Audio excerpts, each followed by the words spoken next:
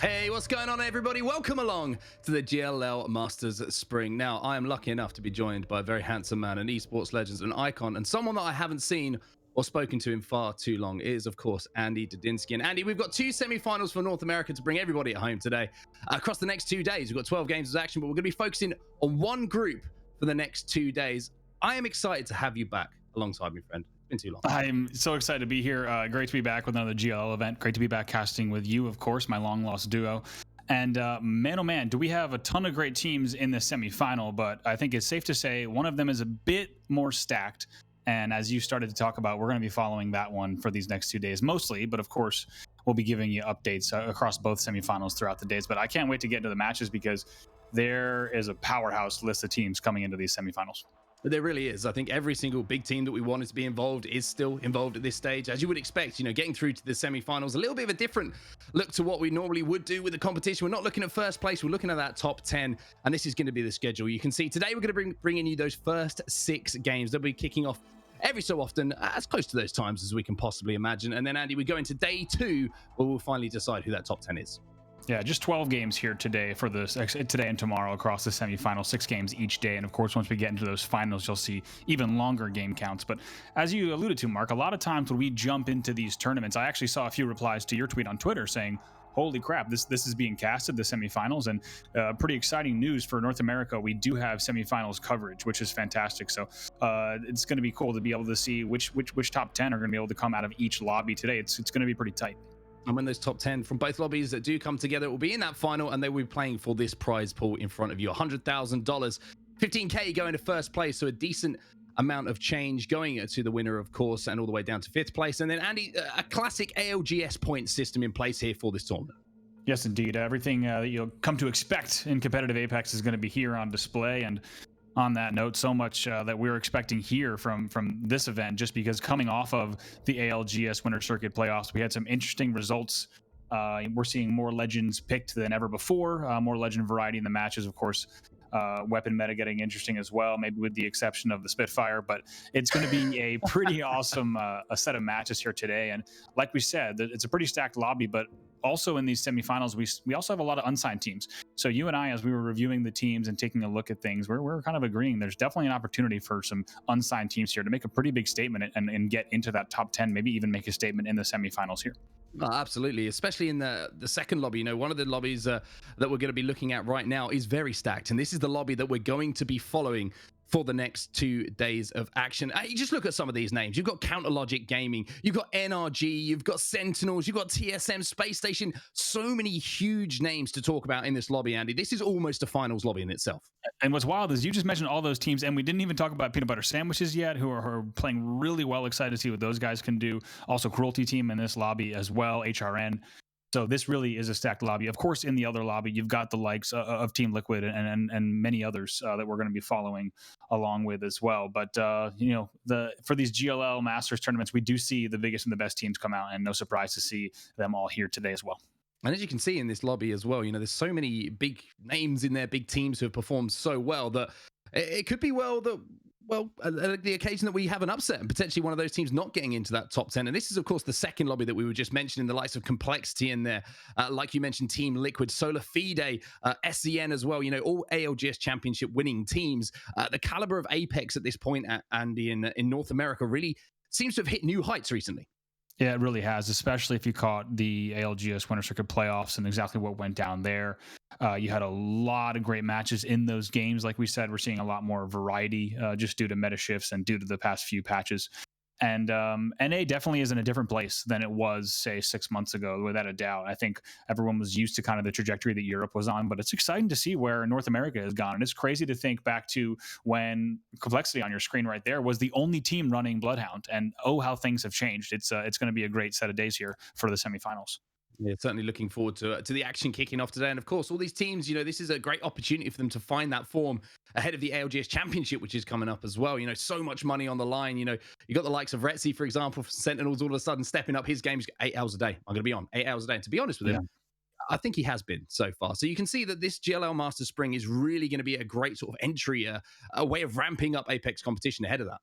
Yeah, it really is a kind of a perfect follow up and also follow up to the winter circuit and precursor, like you said, to the championships. Because largely in scrims, what we're seeing is not that much has changed. You and I had talked about it since the winter circuit playoffs, and you wouldn't expect that, being that we've had no updates to any legends or the like since then. So we're expecting to see relatively similar meta overall, but it will be interesting to see our teams maybe changing from a Gib to a Caustic, right? Our team's playing a little bit different. And one thing we also have to talk about two is also the fact that drops are going to be a little bit of a question mark in the semifinals. Like we said, it's a good mix, maybe 60-40 of 60% unsigned teams with 40% signed teams. So there's a few drops that carry over from the winter circuit scrims and the winter circuit playoffs that we saw, and we kind of have those mapped out. But it's a big question of what drops are going to be contested, maybe accidentally contested off the break too. There's going to be a little bit of a shakeout in the first three games, as you'd expect with a lobby like this in a semifinal. I think the wonderful thing, though, about the format for today and tomorrow is, of course, we have 12 games to decide who's going to be going through. So although, you look at 6 games, maybe the upset potential would be there, and, one team just doesn't have a good day. The fact that they can come back tomorrow and put a run together is a great thing for them. We really are going to have the opportunity to get the best 10 teams out of this lobby into the final. And like you were mentioning there, usually you have that sort of game 1 or 2 where there might be a bit of contesting going on. There shouldn't be that, really, you would think, after game 4 and 5. The ego challenges might be over and done with, teams thinking, enough's enough now. We should find a comfortable drop spot, and we should be able to work our way into the games. Absolutely. It's a great point, because not always do we see this format, especially coming off of the winter circuit playoffs in a match point format. Very fast match point format end was only a 7-game series. So to have just 12 in the semis alone, like you said, one of the great things about the GLL Masters events, even last summer where you and I came together, well, actually you were covering Europe and I was covering North America, but where we brothers across the pond were able to cover the action. What's great about these GLL Masters tournaments, it really is a battle of consistency. You cannot have, if you have 3 or 4 hot games, that might not be enough in these tournaments, which is pretty crazy. This is really a test of who can play the best Apex across 2 days, 12 games. Yeah, something that I do really enjoy watching. The longer format is one for the purists, so to speak. We really do get those 10 best teams. And speaking of teams, let's have a little bit of a discussion about the lobby we're going to be following. You had a brief glance of it a minute ago if you're watching at home, with some of the massive teams we have in there. But I want to ask you, Andy, because you've been obviously watching a lot of Apex recently. You've been keeping a keen eye on what teams have been performing well. Who are the standout teams that you're looking to really put a run together here? The obvious one is NRG, but it might not be for the obvious reason of their performance in the winter circuit playoffs. For anyone who maybe followed on the Wikipedia what they did in their quarterfinals, they had a 100-point quarterfinal, averaging 16.6 points per game on average, which is pretty wild. I also have to give a shout out to Team Liquid, as they had 98 in that lobby. Everyone else was blown away, but that's something that I think has always been so important back when I was coaching teams as well. A team that plays like that in a quarterfinal, that makes a statement. You could easily coast your way through this. You could just make sure that you get into the top 10 each time, but it makes a statement if you're dropping 100-point quarterfinals to get into the semis. I think they are looking even better, even scarier than they were. And we're going to have a lot of time to talk about it, but NRG's road in the winter circuit playoffs, it might have been lost on people who watched that whole event. They were in not only 6th place, they dropped to 8th place by like game 4. Their run was incredible, and I'm expecting to see really big things from them, and not just from that result, but also how they're playing so far in the GLL Masters Spring as well.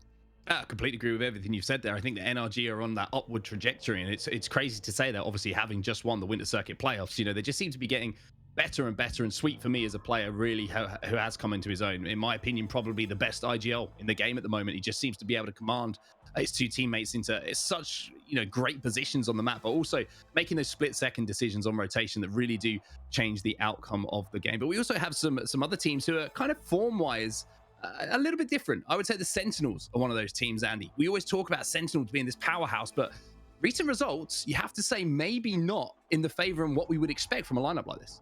Yeah, you and I were just talking about it yesterday as we were going over some of kind of the results leading up to this, getting ready for this event. There was a time, many Apex fans will remember, when TSM Sentinels were the 1-2, and the question was, will Sentinels overtake TSM? And there was also the statement that a lot of teams were making that Sentinels was the hardest team to 3v3.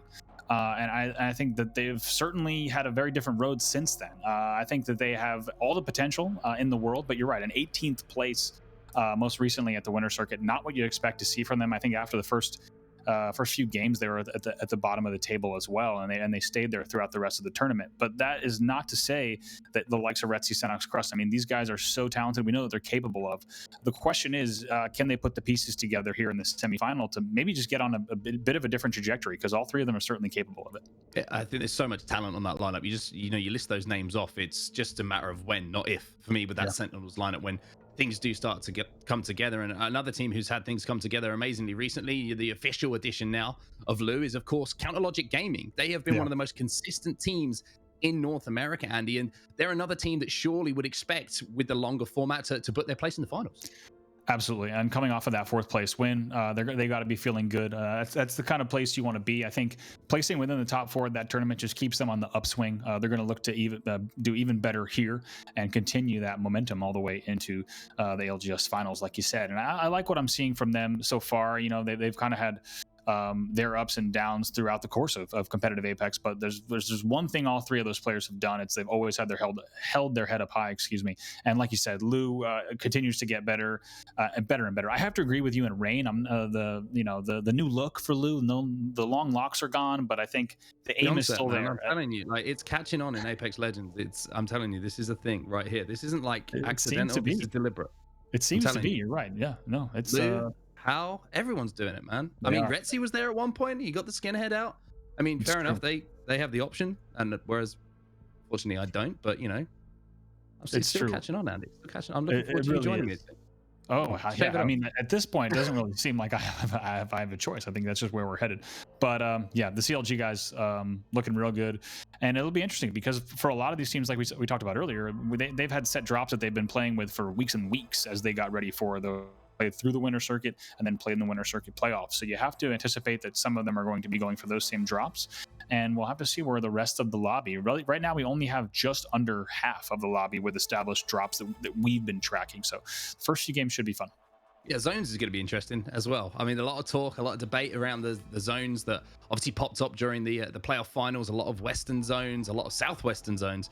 Which obviously, aided NRG on their win and taking nothing away from them. The fact that they won the game, which was probably the most northern circle they had the farthest to travel. But it'd be interesting to see how the rings play out, especially over 12 games. You would expect maybe a little bit more of a spread across World's Edge, which of course is where we will be playing all 12 of these games. And I'm sure that some of those teams that land on the eastern side of the map are hoping that they actually get to see a little bit of a closer ring to them this time. Yeah, they're going to be crossing their fingers. As we mapped out those end circles, and of course on the Apex and the competitive Apex subreddit, we saw a lot of people kind of pointing this out and talking about this, but it was all Western pulls. We can't even really count that survey. Like you said, it's more of a northern pull than an eastern pull. That survey end circle, still impressive that Energy was able to take the win there. But the question is, are we going to get to see the eastern part of World's Edge today? And I'm hoping that the answer is yes. Like you said, 12 games should certainly give us a better chance to see a little bit of eastern battles, because the winter playoffs, as the cookie crumbled, as the chips fell, they were all Western pulls, like you said. But now we are dropping in. Who better to start things off with NRG? The playoff champions themselves. It's going to be a fantastic couple of days of action. Thank you all, of course, for joining us. And as I say, 12 games of action to get through over the next 2 days. 6 of them coming today. And as you say, starting off with NRG. I mean, what a performance it was from them in the playoffs. They were not talked about enough by a lot of, myself included, in the build-up to the playoffs as being a potential team who could win it. They didn't show that consistent form, but like we mentioned, it's an upward trajectory for NRG, and it finally resulted in that playoff win. And Rucker, Nathan, and Sweet, I think you can't argue with it. The way they won it as well, on match point with 3 different teams in that fight, all on match point. They had to win that fight, and they did it perfectly. And it was amazing, too, because in your interview with Rocker... Look at this! Wow, here we go. Our prayers have been answered. I mean... Right away. Just bring back Bravo. That's all you need to do. If you're an Eastern team dropping on World's Edge, just get Bravo to cast. Simple as that. I refuse to take any credit whatsoever there, but a full Eastern pull, almost dead center Eastern pull, right overlooking Geyser here for that first ring. By the way, shout out, of course, to X and team, all of the observing crew for the GLL finals. Always great working with you guys. Excited to be able to utilize the features that came to Apex not too long ago. As you see the spread across the map, some things worth noting, of course, CLG all the way up top, SSG over there at Fisher, NRG, of course, at staging. You saw them drop earlier on, and Sentinels, unsurprisingly, at home at sorting. I'm just having a look across the map at the moment to see if there is any contesting going down. I'm looking at Tree, and I'm just wondering if there are a couple of teams actually fighting down at Tree. And hey, look at that buff Pathfinder. Well, I mean, you're not using Pathfinder, and that probably might be why. And they're currently going to be challenged by a team who's also dropping here. And I can't remember exactly who is it. I believe it might be PB Sandwiches. PB Sandwiches actually over here as Bowser actually comes in and gets that knock.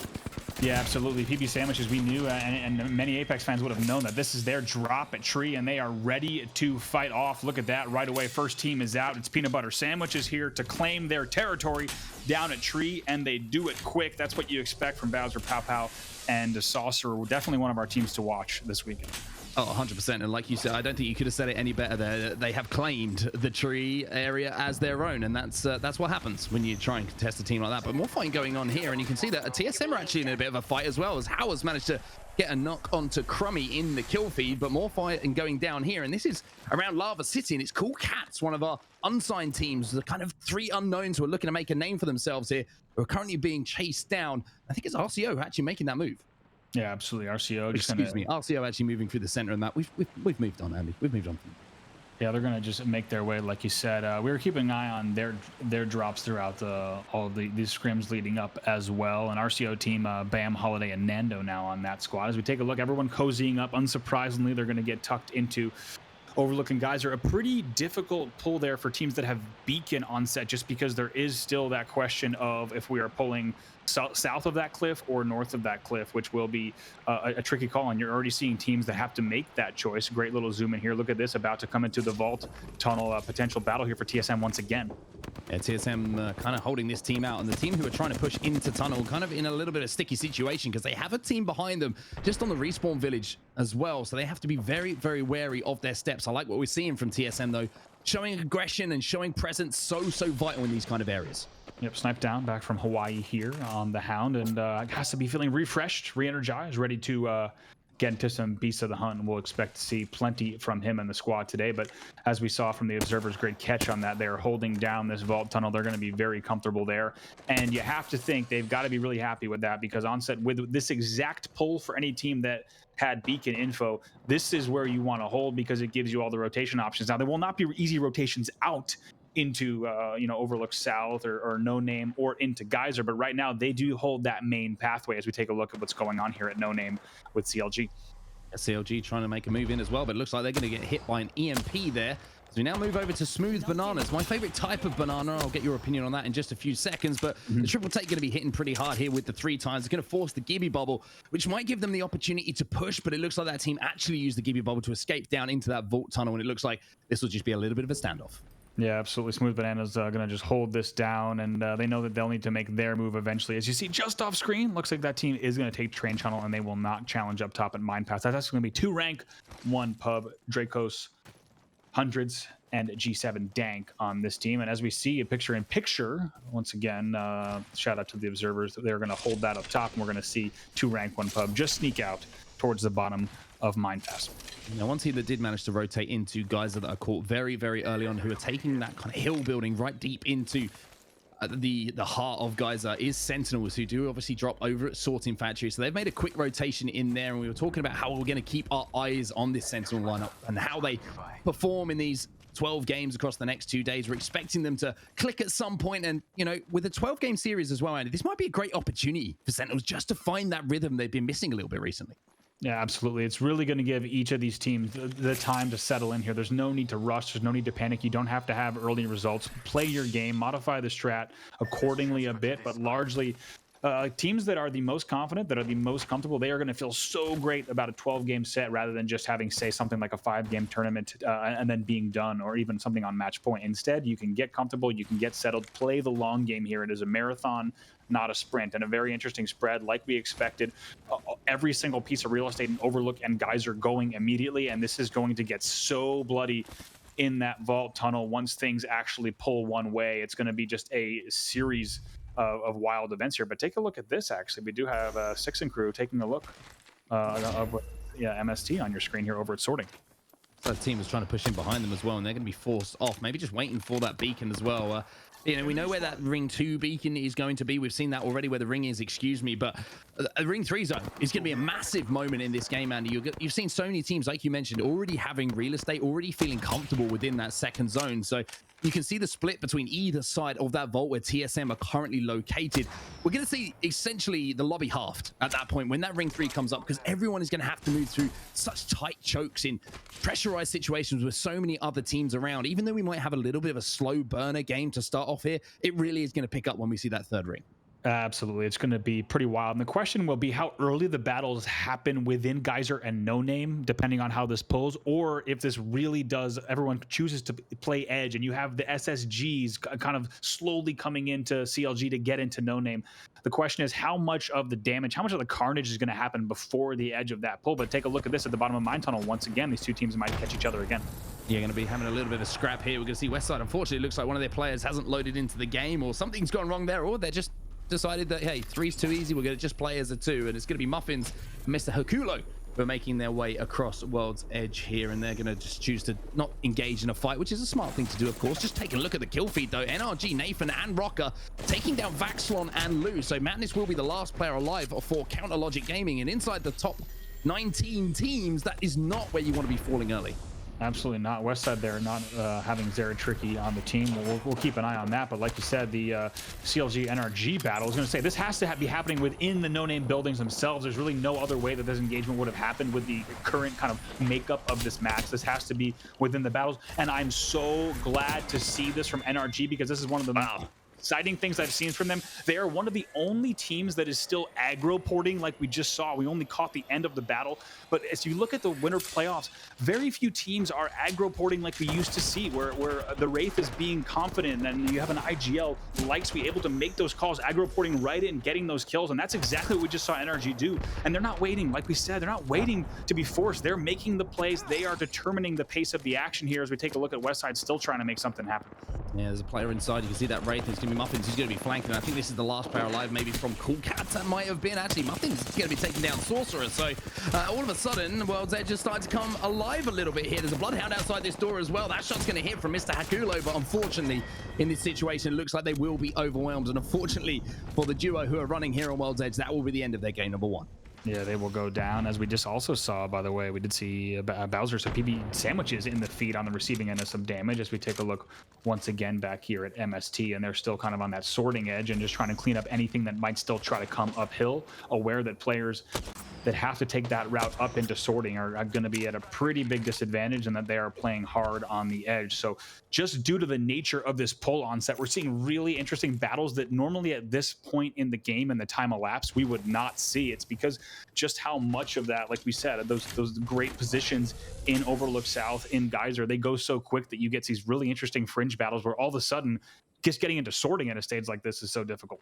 Now you can see the problem for all of these teams who did decide that they wanted to be located one side or the other. We see that ring pull, and it is very, very fascinating to me, because it looks like most of the teams had kind of gambled that it wasn't going to pull towards Geyser. Yeah. And then all of a sudden, we've seen those teams now outside of that third ring. They're going to be held up by Sentinels, who are probably thinking, hey, everything's fantastic all of a sudden. They would have been thinking just a few moments ago, Andy, with everyone leaving, maybe we've got this prediction wrong. Maybe this isn't coming to Geyser. Maybe we're going to have to move, but sticking to their guns, or maybe just having a bit of fortune pull their way, means they are now in prime position for that third circle.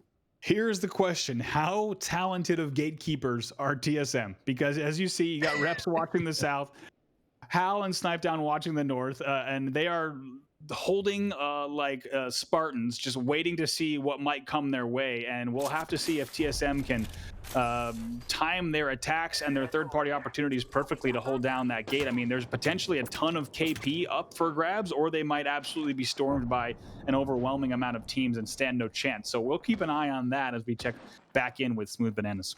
Yeah, Smooth Bananas, hoping they don't have smooth brains in this situation, trying to make their way through this little choke. You can see that they've got to kind of decide where they want to make their next move, and it looks like they're going to be trying to move down towards the edge of Geyser. They do have the Gibby, of course, to work with. Interesting lineup as well. You've seen Octane, Horizon, and Gibraltar, and we were talking a lot about how a couple of the slots now in Apex Legends have become interchangeable, and it's always interesting to see what comps these teams are running. Yeah, this is a pretty interesting example. One of the few examples we'll see of an offensive no beacon team, just because we've seen a few teams running a defensive no beacon, like CLT, for example, running a Wraith Gib Caustic, and Obey running a Wraith Gib Caustic. That'd be a defensive no beacon. But now we're seeing the little bit rarer offensive no beacon teams. We'll have to see if we see a little bit more of that as these teams try to put as much KP as they can on the board. Also, of course, get as much movement as they can in terms of getting those great positions, combining Octane with Horizon. I just find it fascinating now how we've got so much real estate that looks to be free all of a sudden inside of Kaiser. For just a few moments ago, a minute or two ago, it was prime real estate. The house prices were soaring, but now looks like a little bit of an unfriendly neighborhood, as we're going to see 2 rank 1 pub inside of this building, inside of Geyser now. Thinking about the Gibby ults to try and hold this team out, and the EMP is going to go off as well from Draco. And now they're going to try and actually get a little bit aggressive. If they get some hits with this defensive bombardment, and they might be able to pick up a few KP, but it looks like some shots are actually going to be ringing in. The Gibby bubble going down from that team on the edge they were trying to fight is going to slow down this push, and now they're going to have to retreat. They're using their own dome just to make sure they can get back in safe. But look at this, all of a sudden, Draco, who was in a little bit of a shifty situation, has found himself right in front of 3 or 4 players, and the Spitfire will ring out across Geyser, and that will be easy KP for them. Yeah, very well done. He's going to rush back inside and see what he can do in terms of getting G7 Dank back up. But it looks like their building is still being taken. And that's actually going to be MST that's pushing them. Yeah, trying to push in now and be that third party. It looks like they've managed to get back into a position to at least hold for now. The Gibby bubble going to come in, and that means usually aggression from the other team as well, and they bubble inside, trying to take those close range shotgun fights. And now Draco realizing the situation that he's in. Smooth Bananas have managed to creep their way in, Andy. They've been kind of working their way on the edge of this zone for a while, but now they're going to be pushing in using every single bit of equipment that they can to try and get some damage down, but it's not working for them. Now they're going to have to back up. My goodness, the dome blocking the ult there. Incredible stuff there. It bounces perfectly off of the Gib shield as the Gib shield is in the toss animation, blocks it in the hallway. Amazing work from the Gibraltar there. But they, like you said, will have to reset here momentarily, trying to take advantage of that small hallway with that Horizon ult, and it doesn't work out for them there. Well, they're going to have to force their way in around 30 seconds time. One team that I would like to check in on it is TSM inside of that vault tunnel to see how the gatekeeping operation is working for them at the moment. You can see they're trying to be aggressive, trying to show presence, but it looks like most people have already made a rotation to the west side. As you can see, that team actually giving us a great indication, illustration of how teams are moving at the moment. So TSM, even though they were probably thinking there might be a great opportunity for KP, like you were talking about earlier, and quite rightly, all of a sudden, they're kind of left out to dry a little bit here. Yeah, instead, unsurprisingly, everyone takes that western route out of No Name. They would much rather go to Underpass, the Ridge, get over to Compound, and not risk this. So TSM kind of left out to dry, expecting that at least 1 or 2 teams might just poke a bit. We're still on your screen here. We do still see Sweet as well as SSG still thinking about that, but we'll have to go ahead and see now MSTI back in Geyser. Yeah, I might be mistaken, but I believe that SSG actually took down 2 members of NRG. So I think that Sweet is a solo on the map here, and inside that top 13, not the start maybe that NRG would have wanted, but now TSM are having to hold off a push.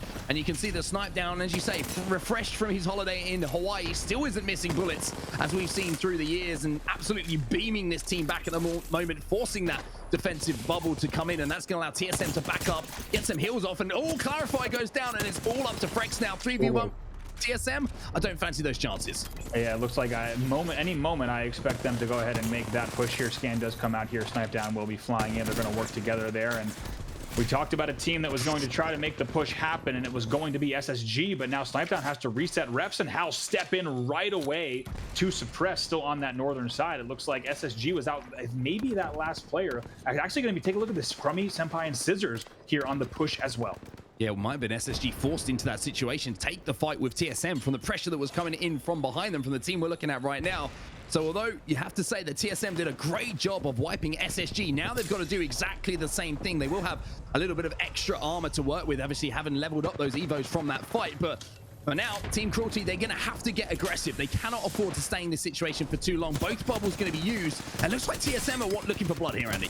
Yeah, absolutely. So at the end of the day, TSM does have the opportunities for back-to-back. Like you said, SSG almost certainly pushed into that last scenario, but here comes the battle now. Hal just sitting on the edge is ready for the EVA bubble battles. He's here for it. Look at that wipe. 3 Hals in the kill feed, and they will win that battle. 7 squads left, and they are the gatekeepers of the North.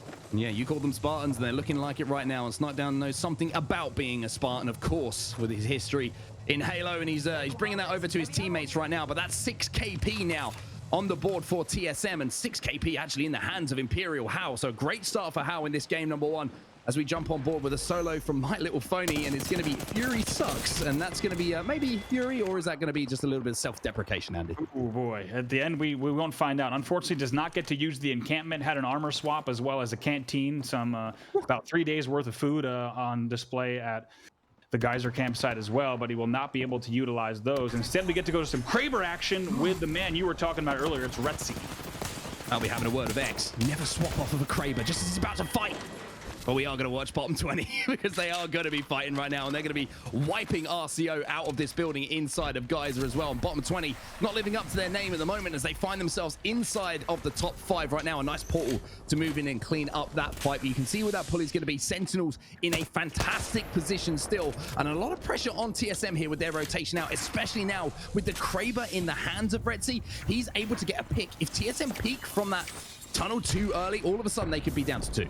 Yep, man, is this ever a classic Encircle tucked all the way back into Geyser. We've seen this played so many times before, and Sentinels right now, like we said, with some really great positioning. This is where you want to be. You've got the angles to be able to get the rooftop. Of course, it's really important that they have the scans here because it's so easy to get flanked. There's so many different ways to get to the back of these buildings, whether you're going underneath or the wide way around. But Senox is a very important player here. Anchoring around that tunnel exit is a huge position, but TSM, they want to get out. They want to get in the action.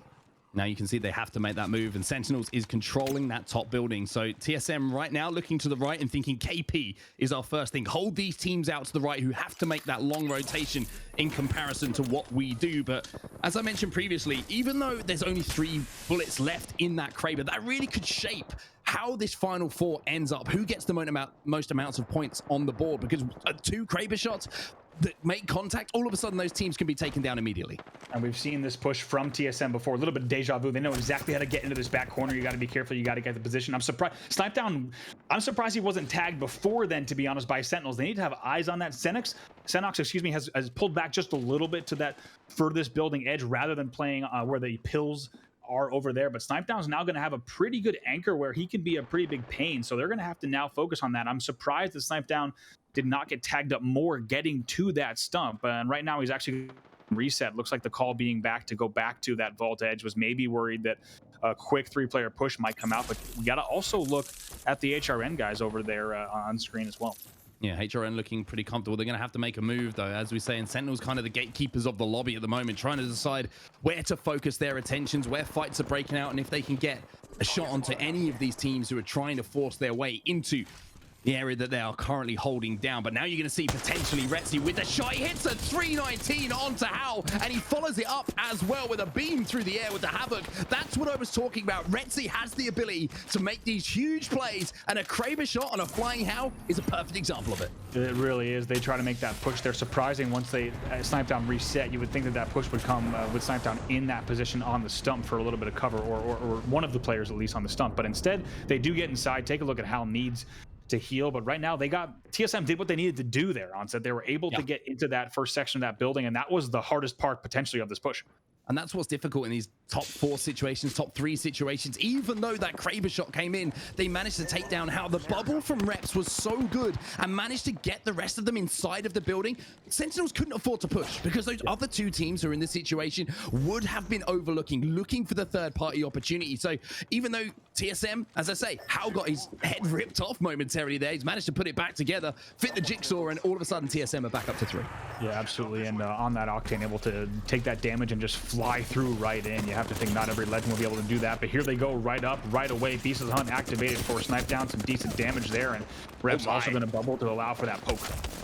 Big shots coming in from Reps as well. The flatline hitting hard, managing to get 1 knock. That's 2 knocks now, and I tell you what, Sentinels are probably thinking, we should have pushed TSM. We should have given them the opportunity to get back into this final fight because they've just been wiped pretty much off the face of the planet here. 2 players have been taken down and eliminated. I believe there's 1 player alive now for Sentinels, but what a push that was from TSM. Absolutely, they don't miss, and they coordinate that push perfectly. Like we said, the hard part was just getting in the building. Once they were there and healed, they were able to do a lot of damage. And also, as you had mentioned, Sentinels, as we see with the squads left, does look like they have 1 player up as well, but TSM still pushing forward here getting some good info on the scans as well. Yeah, that's going to be Sentinels eliminated. So a top 4 finish for them. Down to our final 3 teams then. TSM inside of the building, bottom 20, overlooking outside. And another team who are holed up inside of the building, playing Caustic as well. So very, very difficult to push that team. As you can see, those barrels being popped as well, just to obscure the vision, to make everything a little bit more difficult. As now with a minute 27 and our final ring starting to close, this is about to heat up. Wow, a big break there, as you saw just now. RKN taking a whole bunch of damage, but Onmu, Scurry, don't forget, these guys know how to play as well. This is a very stacked final 3 teams here. The hardest route, of course, is from this bottom team. They're going to have to make their move pretty soon. They're going to play this crate for just a moment and this hill, but after that, they're going to have to make sure that they time this third party perfectly.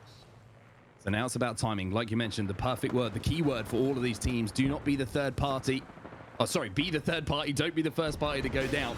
I'm going to see defensive bombardments coming in to try and force the team on the bottom down and stop them from pushing and make everything a little bit more difficult. TSM kind of have the vision that they're looking for, and now you can see the HRN are actually going to try and ape this team down the bottom as well. I think they found they might be in a situation where they can't win this game. They don't feel confident, so they're looking for these final KP to get themselves that second place. Bottom 20 though, they're trying to put up a fight now. Vayne, the last player alive on the Wraith as well, is going to hop into the void, and that will secure them the top 2, but it's TSM now coming through looking for that final player. Perfectly played this by TSM. A perfect Apex in game number 1.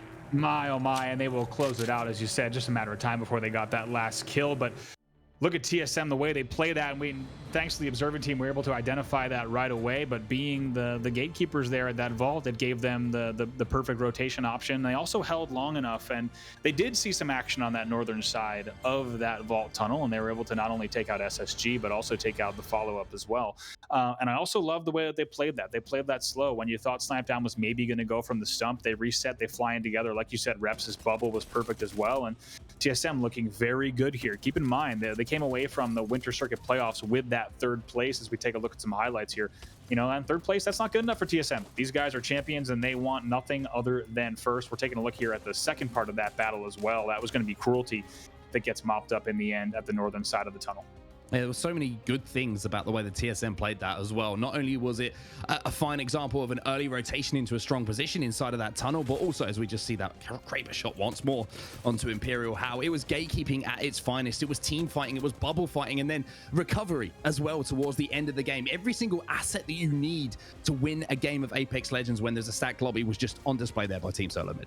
Yeah, absolutely. And in the end there, HRN does pretty well to sweep in and try to put as many points as they can on the board. But that battle forced, of course, very, very quickly. And as soon as that first bubble went down, you knew everything was about to go down. And TSM coming out of that, almost making it look too easy in the end, as they're able to take that victory. Game 1 is theirs, and they've got to be feeling pretty good about that. And they had to play that slow. They had to play the long game because, like we said, a lot of potential for maybe some poke, maybe some third parties. A lot of that went away when No Name and Overlook South, when everyone shifted west and instead tried to take the long roads through Underpass and otherwise to get towards Geyser, because they knew that pushing through any team, let alone TSM, in Vault was not going to be an option. But instead, they played the long game. They play the way they know how to do, and they make it look easy. Like we said, the hardest part for them was the edge of the vault tunnel into the easternmost Geyser buildings, and as soon as they did that, you knew that there was trouble. Oh, 100%. And I think we've got a huge amount of KP on the board. We'll obviously tally those scores up and we'll get them to you as soon as we can. And while we do that, we're going to go for a very quick break to get all the scores tallied up, bring them to you as soon as possible. We'll be back very soon. Welcome back, everybody, to the GLL Masters Spring Onset and Bravo, bringing you all the action over the next couple of days. Andy, what a game 1 we just had. TSM absolutely wiping the lobby. An emphatic game number 1 from them. Yeah, it was a really great game. It was a slow and patient game. Keep in mind with that Frag East landing, they did not have far to go to hold the tunnel, but they would have been able to get that beacon info, and they would have been able to then hold tunnel, because like we said, that was a split decision, and we could say it all day at the casting, virtual casting desks, that was a tough decision on terms of that pull. But where the teams actually set up was the truest validator of that. You had an even split between Geyser and Overlook South and No Name, and TSM was like, you know what, we're just going to hold the absolute best position here and have the most opportunities for the most rotations throughout the entire game. That's exactly what they did. They had one really tough moment, which was the movement into the actual Geyser building. Once that was done, They got their heals, and you might have noticed how long it took Hal to heal. I mean, it took a lot of damage. Took that whole Kraber shot. I think you're right on set. Sentinels is going to be wondering, should we have just dropped down? Should we have thermaled it? Should we have thought about just seeing what kind of opening we could have created? But in the end, TSM, they close it out very, very strong, and they look good in game one. Yeah, sometimes that's just the power of a team name, right? Knowing who's on that team. You don't want to give them the opportunity to turn a 2v3 into a 2v3 win for them and take you out of the game. So a respect being shown there by Sentinels, which is something that you look back in history, is something that they didn't show teams a little bit earlier on when they were having their success. So maybe that's something for them to look at, and I'm sure they will go back and look at that opportunity that they did have. But we had some early casualties in that game as well. Some of our big teams, NRG, CLG, out pretty early, Andy. And even though we do have a long, long way ahead of us to find our top 10 teams, not the start they would have wanted. Yes, certainly. I think these teams want to be able to ride the momentum, even though we do have a marathon here between these 2 days. And then, of course, even more matches in our grand finals. They do want that momentum, and it makes it a lot easier if you're able to just get a performance that you're a bit happier with. You can roll that momentum match to match, because we talk about how much all these games afford you a luxury of consistent performance. But let's not forget that 6 games in a row at the highest level you can possibly play, of course, almost all these players streaming as well, there's still a lot of demand. It's, there's a lot of mental and emotional energy that goes into these matches. So the more you can win, the more KP you can put on the board, it just gets you in a little bit of better spirits. So they're going to be looking to turn that around in game 2 for sure. We'll take a look at the scores from that game at number 1 there. They are hot off the press. They are straight out of the oven, and they are delivered to your screens right now. Team Solo Mid with a 12 points from that placement, 13 kills as well, 25 points on the board for them. A big, big game 1, but some surprising teams inside that top 10 as well. You can see NRG, Sweet actually managed to get his way into that top 9, Andy. So even though we were saying NRG fell early, actually, Sweet managed to pull off a little bit of a miracle there. Yeah, like we said, leave it to Sweet. I can't remember exactly what the words that Rocker used to describe him, but he is and he's an absolute beast of a wraith in terms of the way that he's able to get around the map. So good stuff from NRG just to put a few points on the board. But I'd say in terms of, I don't want to call it a surprise, but to follow up on things that we were tracking on Sent, we know that many fans are as well. Sentinels placing top 5 in that match. That's a very good start for them, because like we said, they're coming off of an 18th place winter playoffs finish, not where they wanted to be. So Sentinels has to be feeling pretty good in terms of sitting 5th after game number 1. 100% one team that won't be happy though. Counterlogic Gaming, first team eliminated in the lobby. You could see it there right down in 20th place. Sorry, there was second team eliminated, I believe. There might have been one KP that got shared in that tree fight early on. I have to rack my brain and see if I can remember that exactly. But let's talk about TSM a little bit, because you mentioned in that first game, born winners, all 3 of these players, hyper competitive, a huge amount of history, and with a lot of weight on their shoulders as a team, as a lineup, with what people expect. A lot of fans are expecting championships every single time that they turn up, and for TSM, that's got to be difficult to deal with. They haven't had that championship win that they would have wanted, but you just feel like with a team like TSM, the one thing that's been missing for me is that start. They seem to have these phenomenal ends. They get sort of game 3 of 6, for example. They start picking up points. They start rallying late, but early games in tournaments seem to be where TSM kind of fallen off a little bit. But this is a great example of what they need to do, right?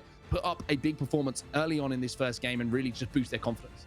Absolutely. They should boost their confidence, and for these next games that follow, just continue to put points on the board, right? They don't have to have these huge 25-point performances, although, of course, they're going to be gunning for those. But TSM, a team that historically has given themselves a very hard road into the finals. If you think back to the first 2 years of professional Apex Legends, a lot of times TSM would come into day 2 of tournaments outside of the top 10. And somehow, some way, as we take a look on set, we're starting to get some balance in the universe. It's another Eastern pull, and it is already looking here at Overlook as, of course, the guys there, Cruelty, are going to be very happy with that. They're going to get all of the silos there in Overlook. Without a doubt, they're going to hold that high ground right away and gatekeep there. But we are getting a far Eastern pull, not too far off of our game 1. No, a very consistent pull to the east. It's almost like they are allergic to the west now. I'm starting to get worried because conspiracy theories.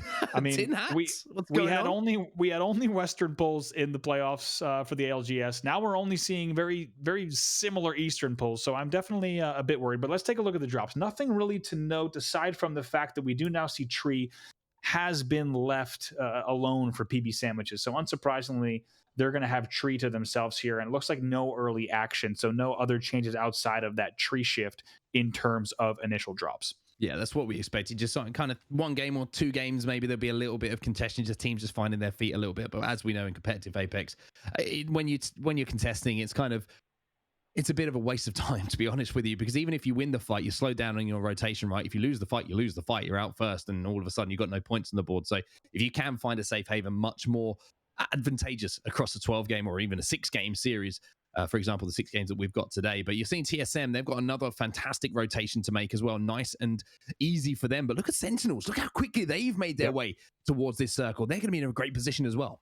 Yeah, they made it really fast, and you already saw Retzi right there on the lead at the edge of sorting as he starts to make that move, and you knew that they were going right away. They're already flying through No Name, and that's exactly what you want them to do. One thing that's worth noting there is it was actually Buff Pathfinder that was originally going tree. They got to Geyser. They're coming. They're actually still in Geyser. You can see them on the right side of your screen. They haven't made it even to the tunnel yet, and Sentinels, who dropped sorting, has already flown straight through. So you got to wonder with Buff Pathfinder if they should be taking so much time in the tunnels here and not getting all the way over to No Name. They're going to go ahead and loot up, but maybe lucky for them that they took so much time, because they did not catch that Sentinels battle just as Sentinels pushed across No Name. The one last thing I do want to mention, I want to correct myself. We did have HRN that was dropping Lava City. That's a change. It used to be an Overlook drop for them in the winter playoffs, so keep an eye on them at Lava City, but now jumping on board with TSM already here in Overlook.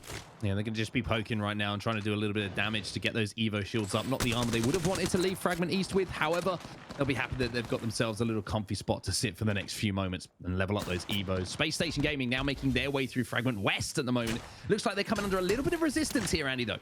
Yeah, absolutely. This is not the battle that they want to spend their time on at a time like this. You could tell, of course, that their movement, their motion needs to be pretty quick, because that move from Frag West, they've got a few options. They can take a little bit of epicenter height. It looks like they weren't thinking that. They were instead going to try to cut of a more direct route to Overlook. But look at TSM right away on Cruelty Team, trying to get some positioning right off the bat. They are not wasting any time. They're not gatekeeping the outside, the western parts of Overlook. They are already here in this second level of the house, and they're actually pushing Cruelty Team back all the way into this cliffside silo. Yeah, they're going to be pushed back, but for now, TSM got to be more than aware there is a team behind them as well. You can see that Rambo, Fury, and Phony Head are going to be in that building just behind them. You saw that bubble going down to give them a huge visual indicator that that is going to be the case. But Bomb 20, who made their way into the top 3, I believe, in that first game, are going to be pushing their way through the tunnel here and trying to get some shots down. This is beautiful shots actually coming in from the wingman as well. The EVA 8 shots are going to be pretty good as well. And what a push that is. That's going to be Bottom 20 continuing their hot start to the semi-finals here. Game 1 was a great one for them, and Game 2 starting off hot as well. Yeah, it's going to be Lonely Fans. Great team name, by the way. They're going to drop here early. And like you said, it was a very good push that we just saw come in. That's going to be bottom 20 after that second place finish. Vayne, Scurry, and Onmu, names we've been following for a while. You expect big things from them, but also taking a look here at RCO. RCO trying to do some work here, just trying to work this team inside of the building. Haven't got too much damage done, unfortunately. And looks like that team might actually be trying to retreat. RCO getting all kinds of aggressive, though. You can see frag grenades going in as well. You saw a thermite being tossed onto the balcony. And now you're going to see the push coming in. And what are they trying to do what he can at the moment as the defensive bombardment's actually going to come in and do a little bit of damage. And all of a sudden, RCO's aggression might be starting to backfire on them a little bit as Cool Cats are inside of the building and causing a little bit of a ruckus. Yeah, absolutely. Scam's going to go down as well. Piece of the hunt activated here for BBN. Going to fly right out here. Look at that. 67 boom boom with the Mastiff, and they hold down the house. Yeah, that's a big play from them as well. RCO probably thinking this is a weaker team in the lobby. We want to take this fight. However, Cool Cats showing that they aren't a weaker team in this lobby. They could fight in those 3v3 situations, and those big shots that came in really did deal the damage needed to win that team fight. Maybe a little bit of over-aggression, a lack of respect being shown by RCO in that fight. Yeah, absolutely. And take a look. There's still quite a bit of teams here on the fringe, so it's a different ring than we just saw because of how the Geyser and Overlook and No Name played in the last game. You're still seeing a lot of teams, unsurprisingly, still out towards Skyhook and even Skyhook Station and still around Epicenter. So those moves are going to be a little bit slower. It's interesting, though, because those teams are going to have to make their way over. Zeratricky, as you see, just if you squint there, did make it into this game as they're over at Skyhook. Once again, that's going to be West Side. They're going to be the last team right now, but they might even find themselves in Skyhook Pass battle if that team continues up that way. But NRG making the very long route, going to skirt just the edge of Survey, maybe even see if there's a little bit of extra loot, but they're going to look for what looks to be that epicenter height. They're going to hold that cliff all the way through, which could be a good option for them to play edge. Yeah, play edge, pick up some KP on those teams rotating in from the west. But one team that I want to point out there that's found themselves in a great position inside of the zone is one of those teams who drops actually over at Skyhook, who's made a huge rotation extremely quickly. And that is, of course, Counter Logic Gaming, who didn't have a great game one, but that's just something that always impresses me about CLG, right? Regardless of where the ring is, they always find themselves in a great position. Having that balloon available to them just in that tunnel to the north of where they drop in Skyhook as well at Skyhook West gives them that quick rotation option. It's a little bit risky, of course, always taking that balloon, but if you can get there quickly and make that move, you can find yourself in a position that CLG do now. Yeah, absolutely. And look at what TSM has done. They've pulled off miracles. And despite the fact that Cruelty Team had that drop, somehow in the end, TSM actually gets the silos. They get the platform that you want to hold. Not only is that such a power position, but we've seen so many end circles and right at the base of those stairs as well. So TSM somehow, through maybe scare tactics alone, scare everyone back into the lesser real estate. And they hold right now the premium spot. TSM looking good here once again. As we take a look also at My Little Phony, they've made their way into that outermost building on your screen. Yeah, they've been holding there for a few moments now. They were behind TSM a few moments ago. I'm not, like you said, I'm not sure how TSM made that rotation. If a little bit of fighting kind of diverted attention away from them for that few moments, but they're in a great position. You saw that Reps managed to get that Evo up to a blue in those few seconds as well. NRG just kept taking a look at their rotation as well, coming through Refinery right at the north side of your map at the moment, working their way through that little no-name town just outside of Epicenter to the west of that. They should be moving through those rocks as well, but it looks like they're going to actually be redeploying here. So you can see NRG moving extremely quickly. Nathan lagging behind a little bit, but NRG going to be comfortable inside that circle too. Yeah, you could tell by the way they moved. They did a little bit of extra looting through Survey and Refinery as well, and they have now ballooned over, and they're going to have to slowly make their way up. MST was the team behind them. MST actually going to go by foot on that Epicenter height. They might find themselves in Epicenter Central battle right on your screen there as you see these two teams here. Maybe gonna engage each other. By the way, Crispy Bacon, one of my favorite gamer tags in this entire lobby. Got to say, got to shout out to Outcast Gaming as well. Dude, but like, how do you not have it if you're eating bacon and it's not crispy? Like, what's the point? Crispy's the only way. Absolutely, the only way. Like, you go to any breakfast place, give me a bacon crispy. Yeah, now we got crispy. I can't even say it. I can't even say it incorrectly. Crispy. You're never gonna order bacon. Like, come on, man, you gotta get it together. I'm only gonna order bacon. But you and I could do this because we get to once LAN events come back, we can go to get some food together and we can order some crispy bacon. But now on your screen here, the Gibby making his way across from that epicenter rotation, like we said, is they're gonna make their way in. Everything pretty quiet here in this game, and because of the real estate that Overlook offers, we still have 18 squads remaining in this game, whereas at this point in game one, of course, it was very different. Yeah, let's see if we could bring up a map overhead at some point as well, just to see how many teams are actually outside of where that zone is going to be and where that beacon did pop that zone number 3. That gives us the option to see if any of these teams are going to be fighting or not, or if most of those teams have already made their way in. But like you mentioned, Outcast Gaming here with Crispy Bacon. Little pause just for effect. I'm going to be trying to hold down the edge here. They're inside of that next zone, but they do have the beacon character, but it looks like they don't have the beacon information. So they're going to be just trying to land some shots, trying to force their way in. But Crispy Bacon, unfortunately, is going to get a little bit too hot in that situation and have a few burnt edges. I was going to say, yeah, a little bit too close for comfort. Going to be forced to Phoenix there. He'll reset a bit, but I like the effort there, the thought, try to get some G7 poke there. You have to think on that angle, maybe was even, let's see, NRG that they were engaging with, but MSTI is also part of this engagement as well. And like we said, Epicenter, despite the fact that this is a pretty well-respected piece of elevation, it's a little bit late to be here given where all the other teams are. So they're actually exposed to quite a few angles. Need to be careful because here comes the battle. Yeah, here comes the fight as well. The Bloodhound is going to be absolutely beamed by Metro. Unfortunately, the shots were exchanged as well. But look at this defensive bombardment. It is cracking shields like eggs dropped on the floor as Metro now makes that move in to try and finish off what has been started here. Big beams with the R9 as well. That's going to drop 2, and that is a clean wipe across the board. Hakulo, Zeratricky, goodbye. We'll see you in game 3. Well, that's West Side with an earlier exit than they'd like once again here. And like you said, Zeratricky, Hakulo, and Muffins, 3 names that we are no strangers to, and competitive Apex fans are not either. So we'll expect to see them bouncing back as well. Excuse me, though, Muffins, as I read it on the screen there, of course, switching there alongside Panders and Metro. But the question is, will they be able to make their way in? Because it's going to get even more difficult to make their way into Overlook. And now as we take a look back at TSM, no surprise, they're pretty comfy here. They're going to be sitting pretty. pretty comfy, feeling very happy with the situation at the moment because they're dropping those armors as well because they are aware that there's a crypto in the area and want to make sure that EMP doesn't do as much damage as it potentially could do, allowing a team to push on them. So if you're just wondering why they're staring at their armors, it's not just because they're prettier. There is a reason behind it. Outcast Gaming still up on this height, and look at this at the moment. They will be shooting fish in a barrel, or I should say Apex Legends characters inside of a building in just a few moments if they can hold this angle. Exchanging a few greetings and salutation crouches. You gotta love to see it. Gotta love the respect as they'll exchange a few glances through that glass and a few scans as well here. Well, Outcast Gaming, like we said, 17 squads still left here. Only 3 have dropped in what have been not too difficult of rotations. Really, it's only been the teams that have caught out. Any team that did drop at this stage was simply caught late in their rotation. Unfortunate for them, and they were not able to get in early enough. But Overlook, one of the examples on World's Edge where you can get so many different buildings, so many different pieces of cover, and that's exactly what you're seeing on your screen here. Look at Sentinels actually commanding all of Overlook South here, gatekeeping there, but there's not much to gatekeep, to be honest. There's only one team to the west.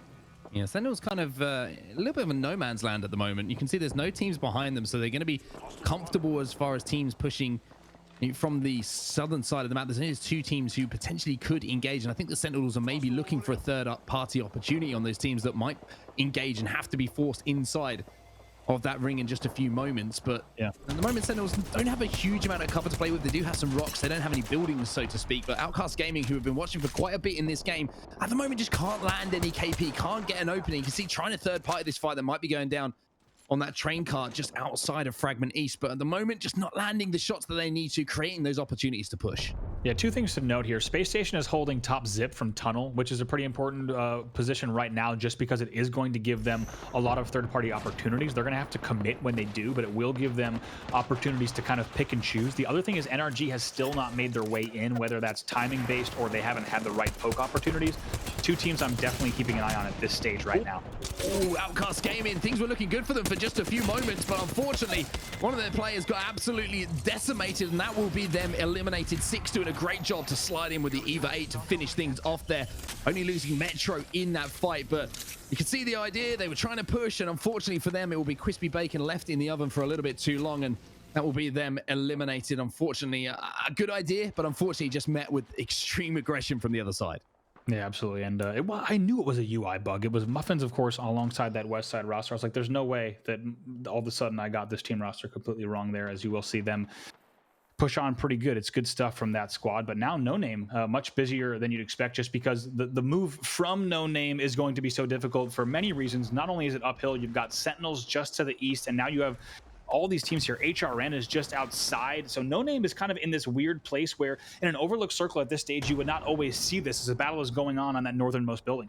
Yeah, you can see these teams try and fight their way through. And another thing to say, you know, you're saying uphill, but such open ground to have to traverse as well. You know, if you make that first move, there's teams who are just waiting on the edge of circle now to make their push. And I like this wide rotation that's coming in as well. I was about to say I like this wide rotation, but unfortunately it looks like it might have been a little bit too wide, and those teams, that team, excuse me, who are working their way through the ring, unfortunately might have taken too much damage and fallen. But you were speaking about Sentinels here. They're in a great position to pick up those KP that we were talking about a little bit earlier. The only problem here for Crust, he hasn't got too much ammo left in the triple take, so it has to be very careful and efficient with these bullets he does have. Yeah, here you go. Here's the reason that they were waiting for that gatekeep opportunity in No Name, just holding that ground, which is pretty valuable real estate on an overlook ending regardless of what's happening on No Name. But they're going to be even happier that they're going to have that much to pick and choose from, as those teams, like you said, have to make the way not only uphill but also through very, very open ground, and Sentinels is going to be happy to pick up whatever they can off of that. But now take a look at Space Station here. Actually, they do drop there, and it must have been a drop based on the damage, and they're going to go ahead and now play this low ground as well. Yeah, managed to pick up a few KP there. Sentinels still trying to do work, but it seems like a common theme, not just for Crust, but also here for Senox, just ammo being a real issue. And when you've got low ammo, it usually means that the inventory situation isn't going to be too great as well. But that is going to be a big grenade, which might give them the opportunity to push. They don't need to be asked twice.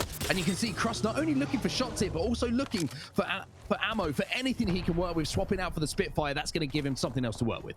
Yeah, absolutely. Really nice job there to hit that shot. You hear the Evo charge, able to loot it as well, doing everything at once here and going to pull back. So very well done there in terms of providing himself the poke damage as well as the cover to go ahead and grab just a little bit extra, grab that swap. But now taking a look at Peanut Butter Sandwich, is a team that we talked about quite a bit and we'll be keeping an eye on just because of the talent on this team. Saucer, Bowser, and Pow Pow. Excited to see what they can do through the GLL Masters Spring as we take a look at these teams trying to make their way out of No Name. It will be difficult, and that port is going to go down. We'll go ahead and see Q not forced just yet, so going to have a lot of time. Q does go down, and now Solo going to make the way up and get that safe portal there. Probably not the safest, but it's going to give them a route out. Yeah, the only problem, that portal gave the opportunity for another team to push. They realized that with the Wraith gone, it was a 3v2 situation, and now, unfortunately for Peanut Butter, they are going to only have Sorcerer alive. It was a tough rotation for them to make. We should point out, you saw they were on the very edge of the circle with the longest way to go, and now Sorcerer is just going to try and do what he can to scrape any placement points up. Bottom 20 now, who had a fantastic game number 1, looking to replicate here in game number 2. Their portal's going down as well. They're making their move for a rotation. Yeah, absolutely. Like you said, it was a bit of a Hail Mary portal to begin with, and at the end, it's too little too late for them. But now bottom 20 actually getting pushed very hard here, and they need to be careful. Yeah, it looks like there's a team actually underneath the area that they wanted to try and get into. Bottom 20 now, Omnu, the last player alive, gets stunned as well by that Arc Star, so his movement's going to be slowed down. However, the Thermite will slow things down. He actually manages to take down Franks from Space Station there, so Space Station are going to be slowed down. He now bubbles in, and he's thinking, KP, if I can pick up a couple here, all of a sudden, my fortunes could change, and he's managed to work his way into the top 8, but unfortunately they will now be eliminated. Yeah, absolutely, and teams dropping so fast. The kill feed just filled up. We just saw go down from 12 to 7 here on this move, unsurprisingly. As we take a look at NRG, a team that's still on the outside of that edge, and Rocker trying to make something happen here. Are you kidding me? Amazing stuff there, turning around, and Dipsy Doodles with the triple take master combo. Yeah, massive hitting hard as well here. Unfortunately for NRG, it looks like My Little Phony recognized the fight that was going down, moved in for the third party. However, with Rocker being eliminated, the rest of NRG are down to only 2 players, I believe. But look at the third parties. Every single time that someone tries to make a move on NRG, they make them pay. Rocker was downed, but not finished. Nathan and Sweet managed to swoop back in, finish those kills off.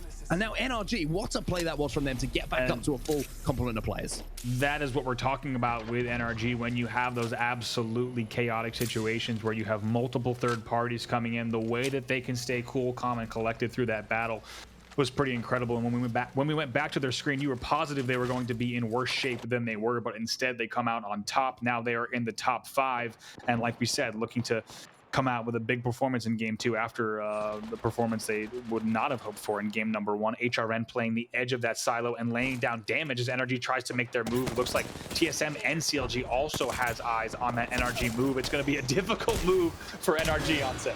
Yeah, it's going to be a difficult move for everyone at the moment. CLG coming under pressure, but also trying to poke and get some KP on the board. And you could see Vaxlon managed to take down Nathan there, and now they're moving in to try and eliminate NRG, but that seems to be the most difficult thing to do at the moment. But CLG get the job done. There should be an armor swap available here for Vaxlon as well, and he will be able to get Madness back onto his feet. But our final 6 teams or so here, some of the biggest names in North America, TSM being one of them, but Imperial Howell having to back up from that situation. His shield's getting cracked. Yeah, absolutely. They thought about going in just now. You saw that. Instead, they're going to wisely heal up just a bit. 4 squads left there. NRG holding on for as long as they could. But like you said, in the end, getting that knock on Nathan was absolutely huge for CLG. It absolutely let them push down, and that probably would not have been the same result had we not see that opening damage. So really great stuff there from CLG. And once again, we see Crummy now getting below TSM finally, as well as CLG still holding the outside, and HRN now holding low alongside the silos. You have TSM, you have Team Cruelty, HRN, like you mentioned, still alive, and CLG, I believe it was, inside of that top 4. So huge names, like I mentioned, in the North American competitive Apex scene, still left in this game with 25 seconds left until that ring starts to slowly move its way in. These players are going to be looking for picks, looking to hold these positions. CLG, full red armor across the board for them. Lou with a scout in hand as well is going to be able to not only just maybe create an opening for them, but influence one of those other fights that's going down for those teams who are a little bit closer proximity to each other than CLG are. Absolutely. Now I'm just going to hold this, and it's going to be some interesting opportunities for poke damage between the likes of Lou and Snipe Down to see which of them might want to engage, might want to not. Of course, could become a very expensive battle very quickly in terms of inventory, but here we go now as they're going to have to make the move. HRN still moving in low, and CLG also on the move, getting some new angles is Madness. Luke trying to hold on to that Gibby bombardment as well and trying to force TSM off of this height. They're going to force the bubble. And now CLG are going to make their move right into center zone. CLG so good at making those rotations to where that end game, excuse me, is going to be finishing. And now you're seeing just a moment of quiet, actually, as these teams have a little bit more time to play with than what we've seen previously to those ring changes. And now the defensive bombardment will come in from Counter Logic Gaming. TSM still not forced off at that height. However, RKN going to be taken down, first player down in this fight. Yeah, absolutely. That's big for them to lose him. Well, keep an eye on that kill feed because that's going to determine really how things go, just based on positioning alone. But big damage coming in for TSM as well as that's going to hit. Yeah, TSM are in a bit of a difficult situation at the moment. I don't know if they've got too many heals to work with. It looks like they're waiting for the opportunity for another fight to break out. They might have an opportunity to heal. They might not have the heals to work with, but they're going to have to move in just a few moments. 54 is going to be doing enough damage maybe to force that team off. TSM just trying to survive here for as long as physically possible. Now when the backs are turned of this team, they make that move in. Hao tries to go in with the Octane. Now has to back up with the Stim, but TSM managed to work their way inside the top 3 with a great play here. Absolutely cruelty team going in hard, but Reps will be the one that falls. So it's going to be up to Snipe Down and Hao. Now just up to Snipe Down here for TSM. Yeah, CLG are moving in, and CLG will have a simple job of cleaning up the mess in front of them to close out game number 2. The perfect response from Counter Logic Gaming in our game 2 there, Andy. Game 1, really not one they want to remember, but game 2, back to form here. Yeah, certainly a much better result for them, a much better result for NRG, though not as high as CLG, and they're going to be so happy about that. And CLG, I think as soon as you saw them take the building that they did and overlook kind of the number 3 or the number 2, depending on exactly how that pulls, they were pretty happy with getting Cozy and Overlook right away, and they played that slow. Also, got to give a big props to Madness, right? Because exactly where that portal was, played that low cover perfectly. That gave them all the opportunity in the world to play that and really time their push, and a lot of credit there to that call on playing that low cover. It gave them the perfect portal, and it was the definition of a safe portal. Yeah, great portal from Madness. Great trigger discipline as well, coming in on that ultimate from Lou as well, holding on to that defensive bombardment for as long as possible. That really did do a lot of damage towards that end game. These are some of the highlights, though, and there was so much fighting going on in this no-name respawn town outside of Fragment East, Andy, that we saw so many kills being exchanged. But that play from NRG was the play of the game for me. I mean, look at that from Rocker, just cool, calm, and collected, doesn't panic at all. And then look at that. They make it look way too easy. But here's that battle that you saw Nathan going down, absolutely huge. Here's a CLG playing that low ground. They don't even take any hits from this bombardment, and they let the chaos just ensue, and they jump up. Look how much cover they have. They're able to slow play this, and they are the last party in, and they make it look pretty easy once again as they get those final kills. Yeah, really, really solid bobble from them as well towards the end of the game. Lou playing that Gibraltar absolutely perfectly to make sure that they had that little bit of cover that nobody else had to work with. I've got to give credit, though, to TSM, the way they played that as well. I don't know if they didn't have any meds to work with, no shield cells, or they just didn't have the time, essentially, in that final moment to pop any of those. But to get into a top 3 position from where they were, incredibly impressive from them. But I love the way that things are starting to heat up here, Andy. You've got those final teams, you're getting into that top 10. It's all the big names involved that could be in that final amount of teams for that top 10. Yeah, absolutely. We had a much better performance from a lot of the teams that we were expecting more from in game number 1. They've stepped it up here. Still a few teams that we'll talk about after the break that still have a few points on the board. As we'll take a look at the scoreboard, that's when we'll jump into that. But there's a few teams that we need to see a little bit more from. And once we start to get to games 3 and 4, that's when you start to worry if teams are still on 5 points or less. That's putting themselves in some pretty difficult situations. So we'll look at all that and more in just a bit. All right, well, we're going to take another break now. Before we get into game number 3, don't go anywhere. We're almost at the halfway point. Things have been pretty fun so far, so don't go anywhere. Welcome back, everybody, to the GLL Masters Spring, and I'm still vibing off of the GLL intro, or what do you want to call it, break music. I think it's the best thing. I'm going to make a statement right now. GLL has the best music, interval music. That was what I was looking for. Show Me the Money, banger. I can't remember what the other one was. Banger. Yep. I want to know if there's another one. I got the other one. It's the one that goes do. It's tell me what you're gonna do. There's the. Tell me what you're gonna do. That one. Chat knows. This is music. I'm glad they do, because you going do is not giving an example of a song, Andy. I'm sorry. I would agree with you, but with this song, it is. No, you're right. With this song, it is. Chat knows. The songs went from music to memes to something of legend, and now it's coveted in the Apex community, the GLL music, so we love it. Iconic. And what else is as well is the performance of Counter Logic Gaming in our second game of the day. We'll take a look at the scores from game number 2 to see who managed to total up the points and who is looking strong. And no surprise to see CLG at the top of that leaderboard, first place and 11 kills as well. 23 points for them. NRG managed to actually get into second place, Andy. So what a performance from them. A lot of KP obviously helping them along the way. Yeah, NRG, you saw the route that they took. They took that northernmost route through Survey, through Refinery. They played edge there for quite some time, and it got them second place in the end. They're going to be very happy with that. And I will say, that's a dangerous place for NRG because after almost every game, with the exception of game 4 or so, they were in 6th place for the winter playoffs. And you heard Rocker say it during your interview with him on set. They love sitting at a place like that. Now, that was specifically in reference to match point format, but still, they're going to be comfortable. They're going to be confident. Yeah, they certainly are going to be, and you can see the overall standings after that second game as well. Sentinels down in 8th place. They're going to be looking to step it up a little bit, but the surprise for me is seeing Space Station Gaming at the moment down in 14th. Not the hottest start from them, but I'm sure with the long road ahead, they're going to be picking things up. HRN, though, in 3rd place. They're one of my favorite teams to watch.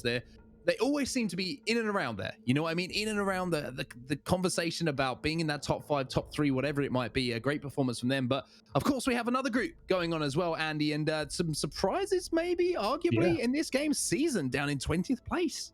Yeah, Season in 20th is, it almost feels like maybe the scoreboard hasn't been updated with the amount of skill on that team. They've got a long road to go. We'll see what they're able to pull out. Obey in 11th, but the biggest surprise of that one certainly would have been Liquid in 10th as well. Not really as many points as you'd expect to see Liquid. Like we said, they had a 98-point quarterfinal as well for themselves. So they were looking very good here, warming up for these later rounds of the tournament. But we are back now to this group, both lobbies with a lot of talented teams. This one, though, with a few more signed teams. And big questions here.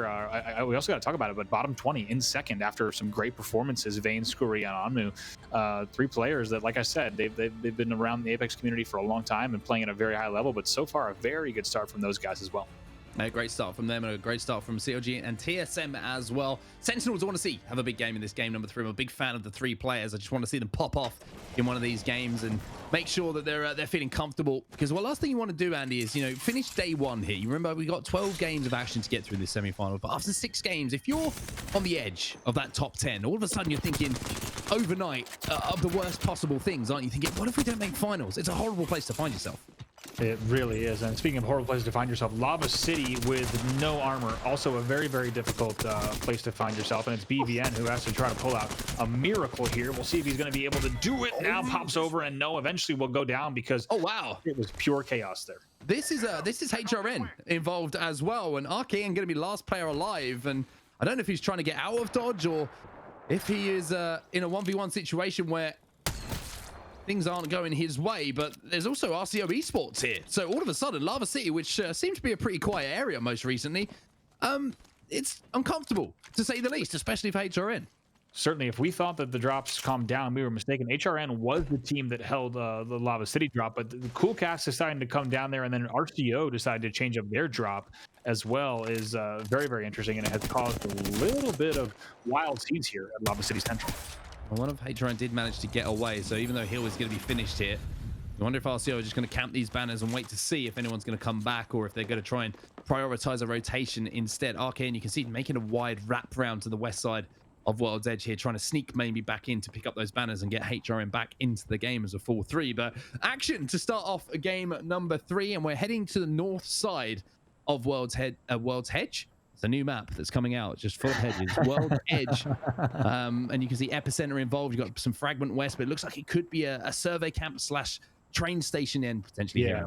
Certainly anything around that station, players are going to have their eyes on both that and survey. In terms of just west of the station, we've seen so many pulls there, or even just east as the hill starts to go down into survey.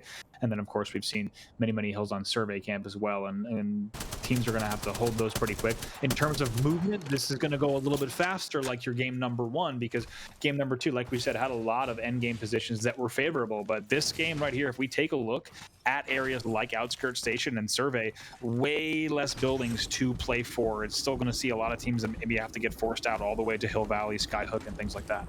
Yeah, it's going to be interesting for sure to see how teams do play this one. I imagine we might see a few more isolated fights on the edge as teams just take their time to move into position, see where the rest of the lobby kind of shakes out, see where is playable, where is not. But you are going to see a lot of teams actually end up holed up in west fragment here, as that is pretty much the only area that has enough room to accommodate all of the people who are going to be trying to move in, all the teams who are trying to be finding some sort of location to hold down. But TSM taking up this ridge in epicenter, a classic position we see them play a lot, especially when we see these northern circles, just trying to hold out as many teams as they can from that southern side of the lobby. Yeah, absolutely. And that's kind of the real estate that we expected to see in terms of this is when you want to be holding epicenter height. This is a little bit more of the moves and the end zone that you want to hold epicenter height, because look at the vantage point it gives a team like TSM over all of this area. Well, now you're going to see Sentinels inside of this building. It looks like Sentinels might actually be having a little bit of a scrap here, as Cross is going to absolutely obliterate one. He's going to do some damage onto the second as well. And even though Cross did get the knock onto Blueberry Smalls here, didn't manage to get the finish, and now Resi's going to be moving back in. But the only problem with moving back in when there's Caustic barrels down is that it's going to slow your progress, and that is where you play Caustic. Even if you have a knock, you have the opportunity to deny teams pushing in, to hold them up. And now Sentinels, who were on the front foot, all of a sudden very much on the back foot. A third party is going to be coming around this corner as well, Andy. Yeah, absolutely. Need to be very careful. Here it comes, just like you said, they're going to be flying in. That's actually going to be Vibes, a team that we haven't talked too much about here, as they're going to put some kills on the board, and that's going to be Ak, Mooney, and Voltic. You can see actually reps from TSM managed to get the kill on the finish onto Crust, so that's one KP going down in the favor of TSM. But again, Sentinels just caught in a difficult situation there on a rotation, weren't sure if they wanted to push in, and now you can see TSM, who are feeling extremely confident after the first two games, and they are making their move in. Reps, Imperial How, and Snipedown looking to finish this fight that kicked off. Yeah, absolutely. And that's what you expect to see from TSM, hot off of the performances they've had so far. They're going to continue right at that pace, and that's when TSM is absolutely at their most dangerous, as they're going to continue to loot up here and see what might be in store around these buildings.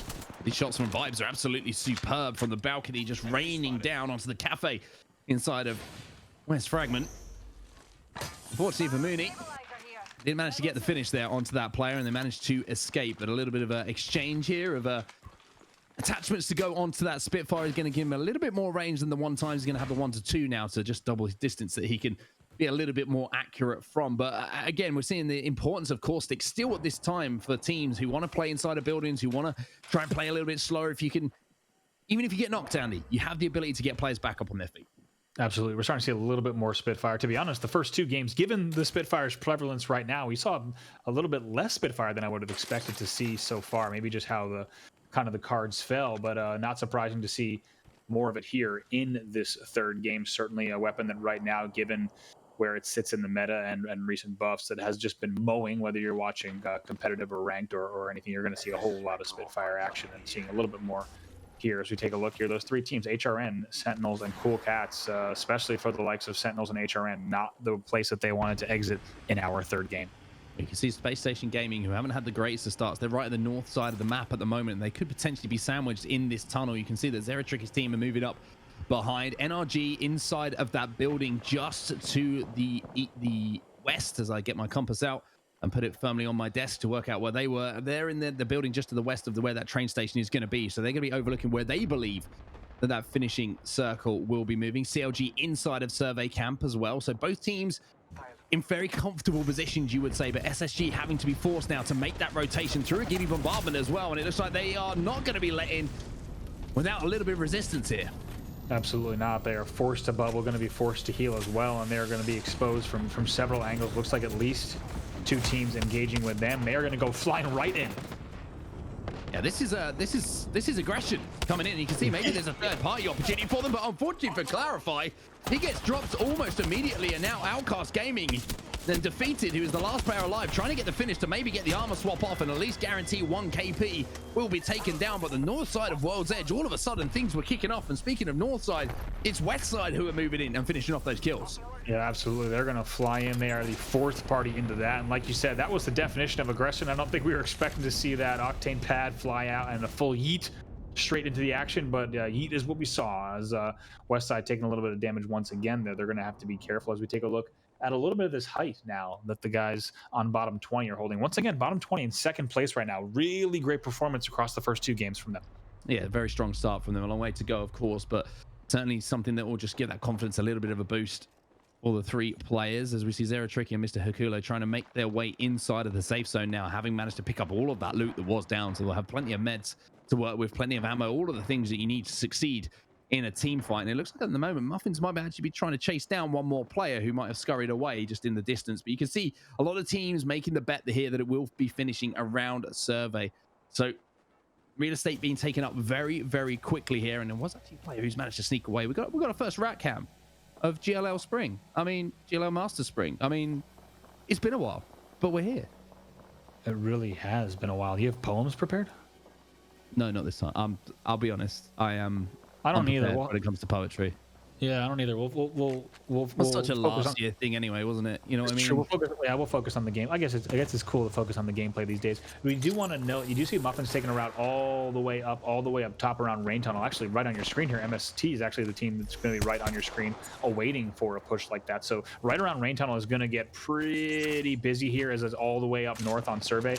This is going to be the spot to watch, just because every Survey building, of course, at this point has been taken. So areas like this are where the Pandas and Metro and 6 are going to be focusing. And you can see they're trying to just... There's a real battle going on for this height at the northern side at the moment of World's Edge, because that is such a great position to hold down. Unfortunately here for MST, CLG are on their back at the moment. Alu with a little poke out of the building with a flatline is going to absolutely melt 6 and take him down. I'm not sure if he's going to be in a position to get rezzed or if he's going to be finished off, but at the moment Pandas is kind of stuck as well, and it's a difficult situation here for MST. Shots coming in from both sides, forced to back up, and they're actually bubbly into zone, and they're going to take a wide rotation here through the tunnel. Absolutely, they're going to, and I don't dislike the decision unless Muffins can get on the edge of it, but Muffins is also getting poked in the back, so he has to be careful now, and a little bit of a base trade scenario there for West Side. They're going to go ahead and grab that as that wide rotation goes in. Keeping their eyes on where they are rotating as well. You can see the scan coming in just to make sure they're not going to double back and cause too many problems here for West Side, but a great job from them. Like we mentioned, the fourth party, they came in earlier to clean up that fight on the north side of World's Edge, as we are about to see round 2 close in. Some more teams that are moving in from the southern side of the map will be forced to fight here. We've seen all the action from the north, and just looking here at the southern side, looks like most teams have actually made their way in, so everyone's going to be pretty comfortable from now. There's not going to be too much action going down. It's more prodding and poking inside of Survey Camp, trying to level up evos for those teams who have located themselves.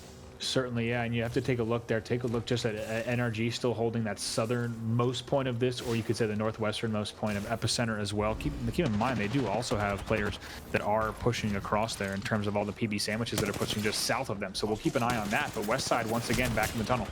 Yeah, real aggression coming in from Zeratricky as well. He did a little bit of damage, but he surely had to be expecting that there was going to be some response. His teammates moving in, though, and did a really, really good job to do the work that is necessary. And somehow, even though with him taking so much damage, Muffins did a great job to exchange the damage himself, and somehow they managed to get out of that without any of their players getting knocked. Yeah, Mr. Hula with a great flank there. I don't think the bubble player was expecting that, as they're able to sweep in and pick up those kills. Very well done. And they're going to control the tunnel for now. We knew that would be a highly contested zone. Like you said, that whole northern part, especially with the options it gives you. Because right now, at this point in the game from Rain Tunnel, you could still take, like we saw another team do, you could still take these big swinging skyhook moves. You can cut through Rain Tunnel and then use that, the latest kind of angle to get into Survey. You can still go all the way up north. So they're going to be really happy, West Side, just to hold that down for now. They've still got options. Interesting moments here. Those teams who were inside Fragment obviously going to have to move. Most of them have. You can see that one team that is left in. RCO making their way in as well, trying to move through Epicenter, but with TSM up on that height, going to be very, very difficult to do. You can also see the PB sandwiches, and NRG might be thinking about having a little bit of a battle, as CLG, you can see Madness is actually managing to craft some meds for them, I would imagine, at the moment. That's the cheekiest portal I have seen in a long time. Absolutely. I was wondering, you know, I was thinking when we saw the CLG get that knock up to the north, I was thinking this is a little bit too risky of a portal. They're not going to port for those kills because their home in Survey Camp is so valuable. But I got to say, between CLG and NRG and Sweet and Madness, we're seeing some creative portals from these guys, and that is indeed a nice little craft portal. And again, it's just showing the value of Wraith. You know, a lot of conversation about if Wraith is still as valuable as she once was, and you could say arguably not as valuable, but still has those abilities to pull off plays like we've just seen. You know, yeah. No other characters could be able to do that without being able to get back and take no damage. You can see TSM here just essentially rang up on top of Epicenter structure, just waiting for a team maybe to move in, maybe just waiting for some information to go down, waiting for a fight to break out to third party. Yep, not in any rush, and also love the discipline. There's no need to be getting poked and taking the poke damage at this stage. Like you said, they're going to play this right. They're going to exchange some heals, make sure the inventories are balanced, and instead just play really safe here. There's no point in that or two just because you want to be able to see what's across the map. Instead, they're going to time this well. Back to Wraith though, still in NA in the Winter Circuit playoffs and 85.7% pick rate. So, like you said, still seeing so much Wraith in play, and for good reason though. Still such a viable legend. We're seeing a few shots being exchanged here, and it's more warning shots and a little bit of a flexing of the muscles from teams at the moment, just trying to see if they can land damage to either level up evos or waste inventory of the teams who are in the surrounding areas. Most teams, as you say, safe inside this build, excuse me, of the ring at the moment. And we're going to see a pretty quiet moment here, to be honest with you. This ring's going to be very quiet. Not too many teams are actually left in the lobby. We see only 13 teams now left in our game number 3. So a much hotter start to this lobby with more teams having to traverse across open ground. And all those fights that went down in Fragment West means that 7 teams have already been eliminated, which means that there's plenty more room to play with. Yeah, you just saw RCO take the port to low on TSM, so we're just going to see TSM and RCO just on top of each other for now. It's going to create an interesting situation when RCO needs to, well, when either of them or both of them need to move, but for now, it won't really be anything that is anything that TSM worries about. But TSM has an interesting choice here because of the ground they hold. They have the opportunity and really are the decision makers in who they want to put the damage on once they need to move. So a little bit of a pressure on this decision making. Yeah, difficult for them to move now, especially with RCO playing underneath, because if they drop, then they're in trouble, because RCO are going to have those first shots and be able to land them and cause all sorts of problems. But if they hold the high ground, you can see now that they're not going to be able to, quite simply because that ring has moved over to Survey Camp now, where the likes of CLG are set up at the moment. So interesting moments here for TSM and how they want to play this. PB Sandwich is just below them as well, as we get a close-up look. Don't get any close-up. That's quite enough of Caustic. I mean, nobody likes Caustic, to be honest. You're offending a lot of Caustic mains there. All of the Reddit, all of the Caustic mains subreddit is offended, and they've got like 14,000 Caustic mains on there. You got to be careful, man.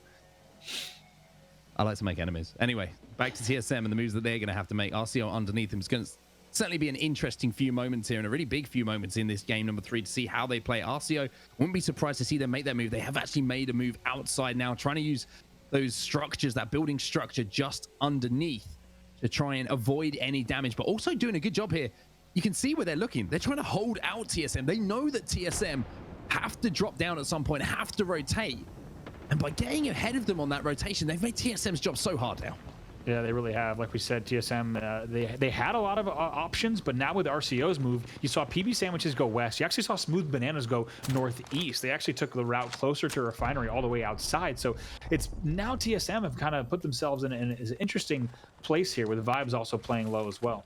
Yeah, Vibes could have an influence on this as well. You can see them moving to the bottom of the epicenter structure as TSM have now made their move, and they've got a care package right next to them as well if they want to try and pick that up to see if there's anything to work with. But you can see at the moment that it's not comfortable here for TSM. They're going to have to make some interesting decisions on this rotation. And one thing they did extremely well in the winter circuit that we were discussing before we kicked off today, Andy, it was their ability to somehow rotate ahead of the trouble that seemed to be brewing in front of them.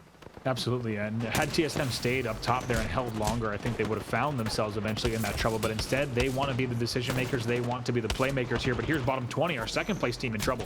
Yeah, they really are in trouble. Onmu down to only 10 or so HP. Somehow manages to stay alive for now. He's got the ring closing behind him. He's also got a couple of players in front of him, but somehow he managed to at least pick up the KP as he hit that final Eva shot onto the player that was in front of him. Westside now making their move down. They should have a comfy place to play here, as you can see that they've got those rocks as cover. TSM now making a move in, and the TSM RCO fight will be continuing here. You can see the snipe down managed to get those meds off, and now the 3v3 battle will commence. Yeah, take a look at this. This battle seemed to be inevitable in the end as we see players going down here, and it looks like right now TSM looking very strong in this. It's all up to Bam, who's going to try to get away. A little bit of heals going down for TSM, but they should be able to get this last one out in the feed. Not just yet, though. Yeah, TSM did a really good job in these team fights at the moment, and they just seem to be wiping absolutely everyone that seems to be getting near them. One thing that I want to point out is Snipe Down using the Mozambique with the hammer points. He loves it, and that thing hits extremely hard. And if you're on controller as well, you get into those close range battles, you can do so much damage so much quickly. So It's good to see. We always talk about, legend meta, weapon meta. Even the Mozambique has a place these days. It's true. Make sure you check out Snipedown's Twitch clips, his Twitter clips, because the man has been absolutely on the Mozambique. But now taking a look at NRG, and do they ever look good? It seems like when there's chaos around the map, somehow NRG always in a great position in terms of not just positioning, but also armor, vantage point, and everything else that comes with it. Right now, just doing a little bit more damage here. 7 squads left. And Rocco with a Prowler in hand, and we know how dangerous that is towards these end zone as well. CLG now making their move up into the high ground here and taking this height and taking the ridge overlooking NRG. So a massive battle maybe about to go down as NRG are in a good position. They are safe for now, but CLG making that move outside of survey camp to establish themselves up on this height is a strong move of dominance from them. Absolutely. Now you see Lou gets back just a bit, gets his heels off. Vaxlon watching that sightline the whole time, and now Madness and Lou actually going to go ahead and look down. Looks like their building and survey is still open as well, so they weren't even porting out. We're going to keep an eye on that just to see how that all plays out as we take a look at Cruelty as well. Team Cruelty having to portal back, but unfortunately they're going to have to take it right back again, as now TSM are actually in a fight with NRG. As you can, the Sweet has been eliminated, Snipedown has been eliminated as well, and here comes the third-party attempt from Counter Logic Gaming. They move in. Unfortunately, they got hit by an EMP on their way in, so even though this might seem a simple fight, it looks a little bit more difficult than it was initially. Absolutely now, and in the end, like you said, you do see reps going down there and defeat Snipedown as well. So just 4 squads left. CLG still looking strong here. They're going to get Madness back up. Yeah, Madness will get back to his feet. There's no other challengers in the area. They did such a good job to show dominance and show presence on that high ground, and they were always looking for that third-party opportunity, which is so vital towards these end games. Even though it's great to be in a strong position and hold down an area of the map, if you can take an area of height, an area of power on the map, and also put pressure onto teams moving in, you're going to have success, as CLG have shown. Absolutely. Two rank 1 pub here, a team that we were following off on that earlier game 1, but we haven't seen too much from them. They're going to get back in their survey building and try to make something happen here, but G7 Dank getting hit from all sorts of angles. Yeah, Draco's going to be the last player alive, just trying to finish these downs. Unfortunately, he will be beamed as well, and CLG just kind of running shop at the moment on the map. Every single team that is below them is getting beamed. They're picking up kills left, right, and center as well. And it looks like it could be back-to-back, although Madness has to be careful here. He's going to be forced to use his Q to retreat, but that, again, the beauty of Wraith. Always has that escape mechanic to make sure they get out alive.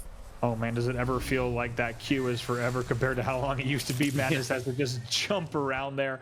And as we go back to Crummy, speaking of a Q, he's going to pop right back up, spend that Q, and also pop a med kit here with just 3 teams left in the game here with 6 seconds left on the close. A few moments left for these teams. It looks like unfortunately for Fury and Rambo, it looks like their time might be up unless the other 2 teams do establish themselves into a fight. But it looks like CLG trying to get a little bit aggressive. You can see Vaxon and Luke kind of overlooking everything that's happening. And as this fight is going down, CLG once again make a perfect rotation. The portal coming in from Madness, it always seems to be in the right spot. And now My Little Phony, even though they've won that fight, there's only 1 player alive, and CLG are going to desperately try and swarm in here, finish this off, and go back-to-back, Andy. Yeah, absolutely. They're going to play this very calm and collected. Fury get the knock, though. Ooh, well, maybe we speak too soon here. I was going to say, I'm expecting to see them play this calm and collected now, but maybe a straight 2v2 now. Yeah, unfortunately, they've got to work their way out of zone. It's looking a little bit more difficult than it could have been, and CLG will take home game number 3 in the GLL Masters Spring, and back-to-back for them, Andy. Just a great display, again, of not only an early rotation being so effective, but how to play endgame and assert dominance on the map.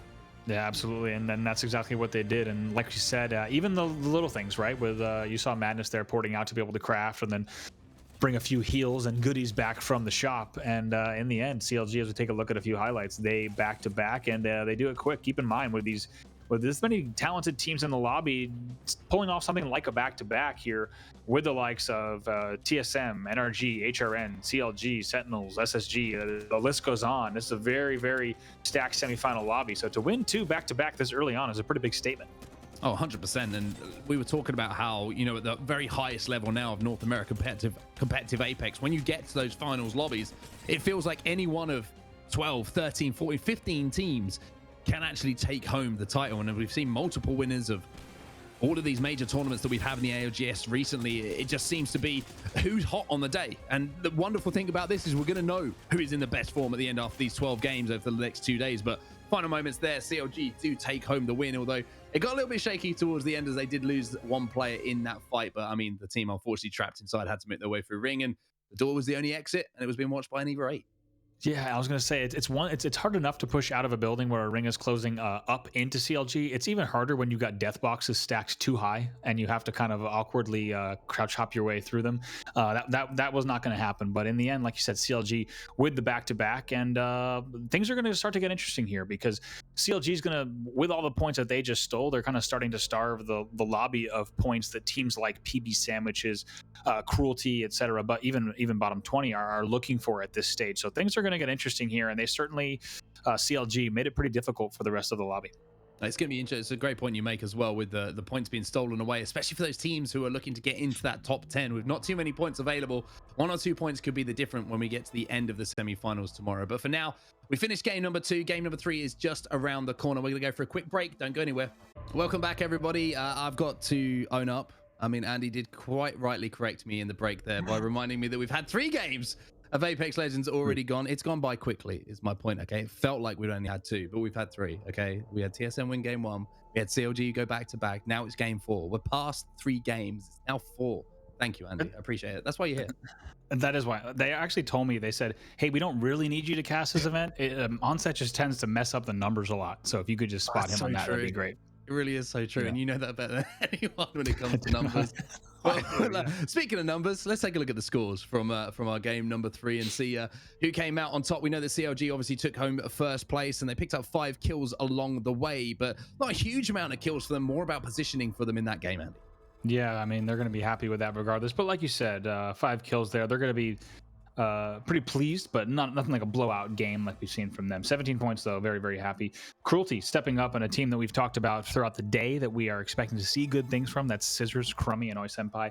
Definitely expecting to see things from them. And My Little Phony finally breaking out just a little bit. Those are some big names as well. Fury, Rambo, and Phony making a statement there in that game. Let's take a look at the total leaderboard then, see how things are stacking up. And TSM actually on top here, even though CLG did take home back-to-back wins, and that's because they've been putting up a heck of a lot of kills in that first 3 games. 25 for them at the moment puts them in 48 points. Bottom 20 still inside that top 3. HRN, but Sentinels, I was talking about them being on the edge. They're down in 10th place at the moment.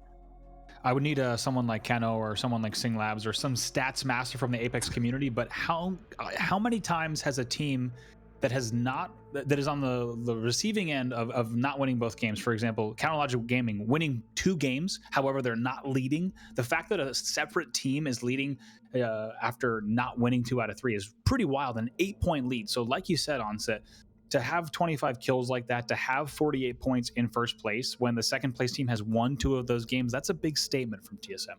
Yeah, and a little bit of a scary situation here for Space Station Gaming as well, down in 16th position after 3 games, so a quarter of a way through our semi-finals, and I'm really struggling to find any kind of rhythm at the moment. Yeah, they really are. And Space Station, a team that we've been watching. Now, keep in mind, they got 10th at the Winter Circuit playoffs, but that's still a team of powerhouse players that can pop off at any moment. But they have the second half of today to get a little bit more points on the board. They're going to want those to go into tomorrow, just feeling a little bit better to get out of that place that they're in.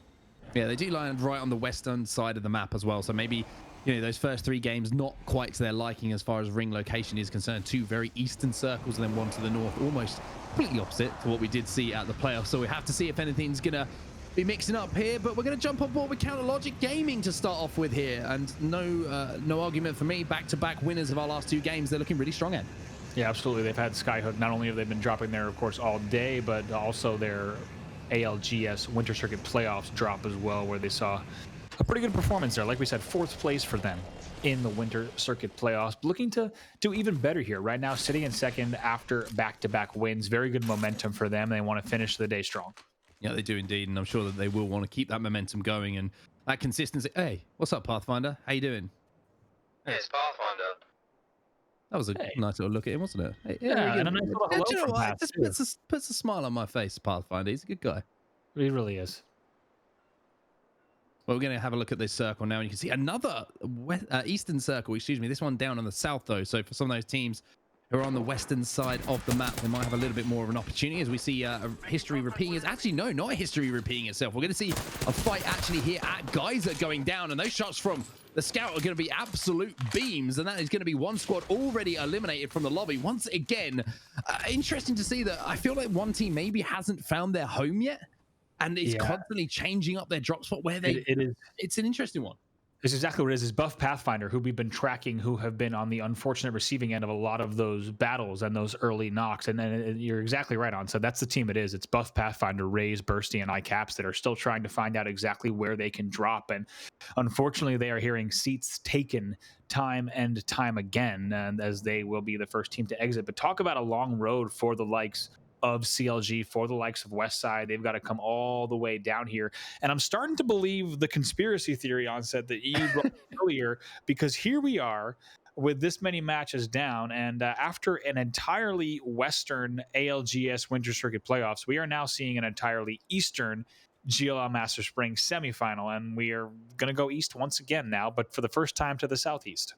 I don't know if it's a conspiracy theory or maybe we just have more power than we realize when it comes to this sort of thing. You know, I don't know what's well, I saw that as well. I'm ignoring it, but we'll see these teams on the rotation right now. Sentinel is a real good opportunity for them to find themselves in a good position, but an interesting circle as well, Andy. You're looking at the likes of Lava City being involved, but it is looking like maybe a sort finish here or just outside of it on the tracks. Yeah, absolutely. And you're already seeing teams definitely getting down towards there. There's going to be a lot of battles coming away from Tree, etc. Sentinel's actually going to balloon out right away, despite that teams kind of come and converging and conversing there on sorting there, instead of actually going to go towards Lava City North tracks to balloon out. And you're going to see HRN might be waiting for them there. And there might be indeed. And Sentinels don't have the greatest of armors to work with as well. Whereas you look at HRN, you got a purple and 2 blues to work with. But TSM now making their way towards Sorting Factory as they move their way south here on World's Edge and putting some shots down on another team that's trying to make their rotation. So TSM, again, not just happy to move across the map, but trying to show dominance. And hey, snipe down, he smells blood right now. Absolutely going to fly right through underpass. Going to see if there's anything down at Geyser, but it looks like doesn't, and decide to get called off. And going to just go back because TSM is actually fighting here all the way back here at the ridge instead with some good damage. That's going to be OI Senpai of Cruelty that goes down first, and they're going to continue fighting onto these ridge buildings. Here we go. Here's Hal. Perfect timing there. Going to fly right through and ready to fight. Yeah, he's trying to finish off these kills as well. He's trying to beat this player up, and I mean, you've got to give a huge amount of credit here to TSM. Not only the way that they're trying to rotate, but they are bullying people in the lobby at the moment. Every time they see people in front of them, usually you'll see some other teams that Scissors is going to be taken down by Hal. Other teams might think, oh, there's a team here, we need to try and rotate, but that knock and that pick from Reps just opened things up, and instead of second guessing themselves, TSM just went straight in.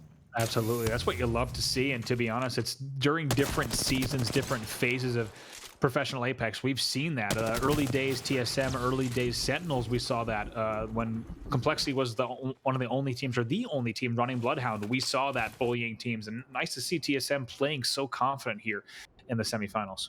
Well, CLG are making their rotation at the moment as well, but there is actually a team just holding them out. You can see there's playing the choke at the moment. There's another team on the choke just towards Geyser as well. So CLG are going to have some decisions to make here. They have to be careful. As you see, that team actually going to be moving maybe up, trying to play a little bit more sneaky than CLG might expect from them. But CLG making that rotation, going to be maybe able to sneak through that Geyser choke before they get any shots landed onto them. So again, CLG, their rotations are so good. They're so good at timing and anticipating when that opening is there. And look, now they're through and now they're comfortable. And keep in mind, CLG, you saw it. Madness was all the way north rain tunnel looting. They were at the literal northernmost point they could have been on this move, and they have already made their way halfway across the map. Like you said, Onset, wasting no time here. They're going to fly down through underpass all the way through Geyser. A little bit of potential resistance here, though we'll have to see if they run into Smooth Bananas. Now, speaking of resistance, though, Space Station Gaming, who really haven't had a good start here, are on the receiving end of some big shots as well. And it's going to be NRG who are involved in this fight. And Clarify is going to decide to just pop the ult and just get out of it in a moment, because Frex has been knocked. He's going to be eliminated by NRG, but I think this is kind of a show of respect and power coming in from NRG, because they saw Space Station Gaming, they held their position, and now they're looking to move in and finish off the kills. Absolutely. And here goes Sweet on that Octane, just holding forward and ready to go. You saw he even hit for 19 flesh there as well. Looks like just moments away from getting that extra kill as well, but now just going to do some nice damage. Nice little break and going to pop back. And try and finish off that down as well. So great shots coming in from Sweet. And then one thing we always talk about is his IGL skills. This man is an absolute mechanical god as well. If this man gets a Kraber in his hand, in my opinion, top 1 Kraber in the game. There, I said it. Put it on a t-shirt and tweet Sweet, which is very difficult for me to say. So let him know that is what has been said. You see, I managed to get some good words out there, and then forgot how to speak again, Andy. It's a real If problem. it's any consolation, Mark, I do want to buy that shirt if you make it Good. with Profit. At least I'll come out of this with a bit of, pocket money. That's good. Good news.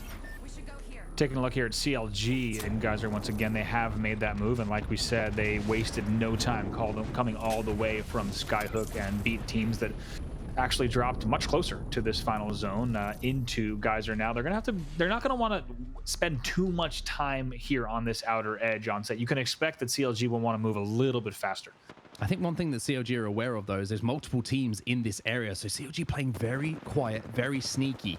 You see just playing inside of this building, waiting for the carnage to go down. And now it wouldn't surprise me to see CLG maybe make a move in as these knocks do go down. As soon as one knock goes down and these kills do start to be exchange between these teams, expect CLG to fly in. There is the scan, and now you're going to see Outcast Gaming having to back up. That's a bit of a prayer, a wing and a prayer of a jump pad. Defeated, unfortunately, will go down, and there you go. Look who's in the kill feed. CLG playing it perfectly again, recognizing the situation that was occurring on the map, and then making it work to their advantage. Yeah, they really did play that perfectly. And when they turned back to the tunnel, when you're running away from CLG and you find another team that's just sitting there gatekeeping tunnel, they knew that that was disaster, and it was a full YOLO jump pad, like you said, to just try to get out of there. More scans coming in here for Vax, and they will go ahead and make that push as well. And Madness will actually cancel the heal because they're ready to push again. They find the last players. Gonna be Crispy Bacon eliminated, and CLG continue their dominance, and we give them so much credit for how they rotate and how quick they are to get to zone, but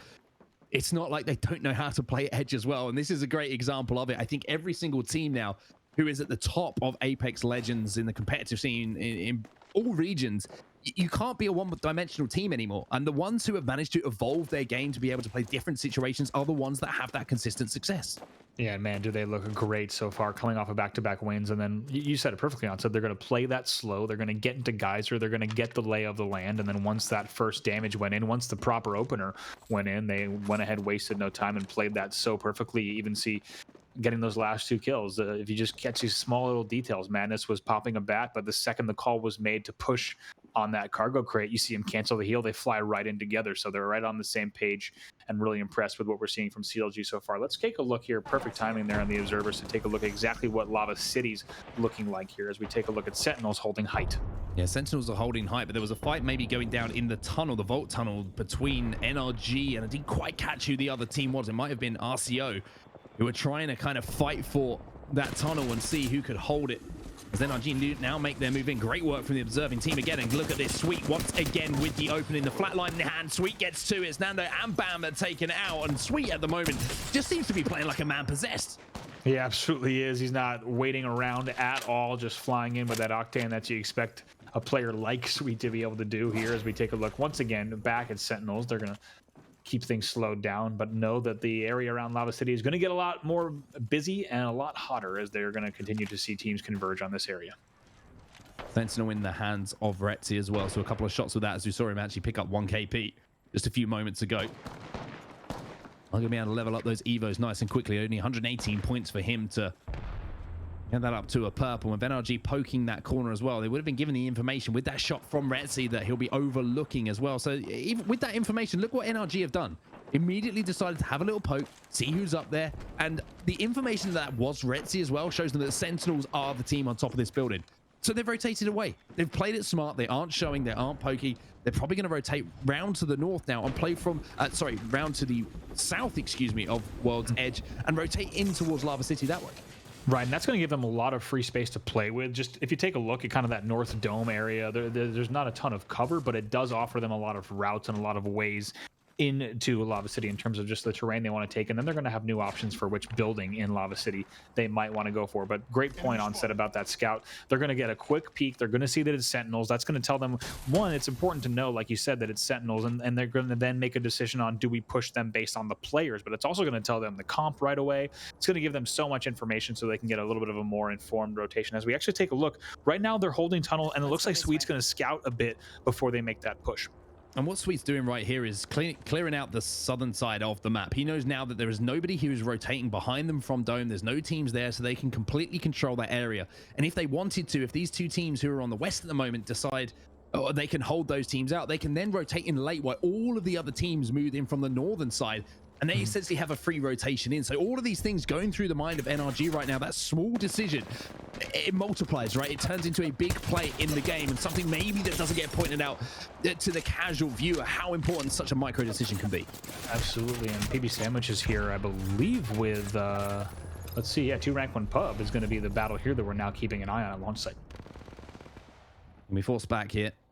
And it looks like Pow Pow and Bowser might be thinking about pushing through zone here to finish off those kills, but the heals should be popped in time. They're actually going to move around the outside and try and catch those players off. Source are a little bit behind here, so have to be careful that initial damage being done going their way, but you can see the choke that they're having to work through, and it's not the biggest of spaces. However, a big 59 is going to get a crack, and all of a sudden this team is completely caught. Pow Pow going to pop the Bloodhound ult as well and try and make his move in now, but no knocks on the board, and it's looking like a little bit of an awkward fight all of a sudden, but they're caught in a corner and the beams are coming in from Pow Pow, but forced to back up again. Wow, like you said, not exactly what they expected here, and actually taking a whole lot of damage, all of them being forced to heal. And actually on the other side, 2 rank 1 pub maintaining most of their shields. They're going to pop some heals as well, and they're definitely in an awkward position. But like you said, certainly expecting a much easier fight there, and now we've got even more parties here.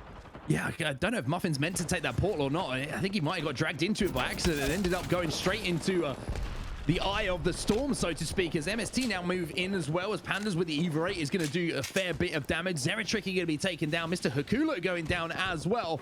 And while all this is going down as well, I saw Rocker in the kill feed for NRG picking up a kill with a triple take. So all of a sudden, you can see how difficult the rotations become for these teams who are playing late. They have to force their way in. And when this team's already in that zone, it just becomes easy pickings. Yeah, Pendrick barely gets in the door there, but he will be able to live to tell the tale. And like you said, some very weird battles here from 2 rank 1 pub. They're still alive here. They're actually going to go ahead and get the res in the end. Muffins was able to take down G7 Dank, but then we did see a team kind of swap in to get those kills. So somehow in the corner on set, what looked like it was certain death for 2 rank 1 pub, they actually hold the corner of that launch site building and they fight out of it. Yeah, they do an amazing job, to be honest with you. They managed to retreat, they managed to hold off, they managed to do damage, they did everything you had to do to survive. And this is what I was talking about earlier, the moves coming in from NRG, desperate to hold out any team that's moving in from the southeast of World's Edge. If they can do that, they will have a free rotation. Sweet, though, even though he's doing that damage, has to back up from this situation just to make sure that he's got support of his teammates. But now that they know that team is there, they will focus their attention accordingly. Yeah, absolutely. And, you know, Sweet still playing confident, not having that Q in that situation, somehow was able to stay alive despite being in the line of fire with very low on HP. But he'll get all his heals off. You saw him pop that Phoenix, and they'll be able to reset as well. Still 2 rank 1 pubs still stuck here trying to fight out of these buildings. They've put a little bit of KP on the board, but they know they've got big battles coming up behind them.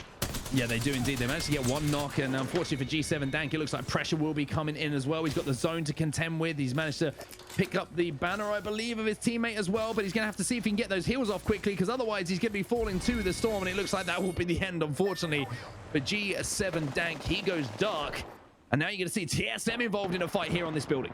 Oh yeah, trying to actually push this Lava City North, excuse me, there on CLG, and this is going to be really tough for them, especially if CLG starts to get that opening damage. Well, they get a little bit of damage, and all of a sudden, out of nowhere, Madness comes in, and here comes the third party now, Vibes, hearing the damage that has gone down, and one player was left alive, I believe, for TSM. Snipe down, taken down, Reps taken down, and there's How getting out of dodge to try and survive here for TSM inside of the top 7. Just absolutely flying out, like you said. He's going to go ahead and be careful, because he has to watch out for that Lava City North angle. There you go, under the tracks. He's going to be able to now scout around, and we'll have to see how How plays this. Keep in mind, TSM still your #1 team after 3 games, so lots to play for How. He's going to want to try to get as many points as he can out of this match. But like you said on set, Vibes actually being the third party to the CLG TSM party, which is one that you know is going to be loot packed, and then we saw How absolutely yeet straight out of there on that third person cam, and he's going to just hug tracks for now.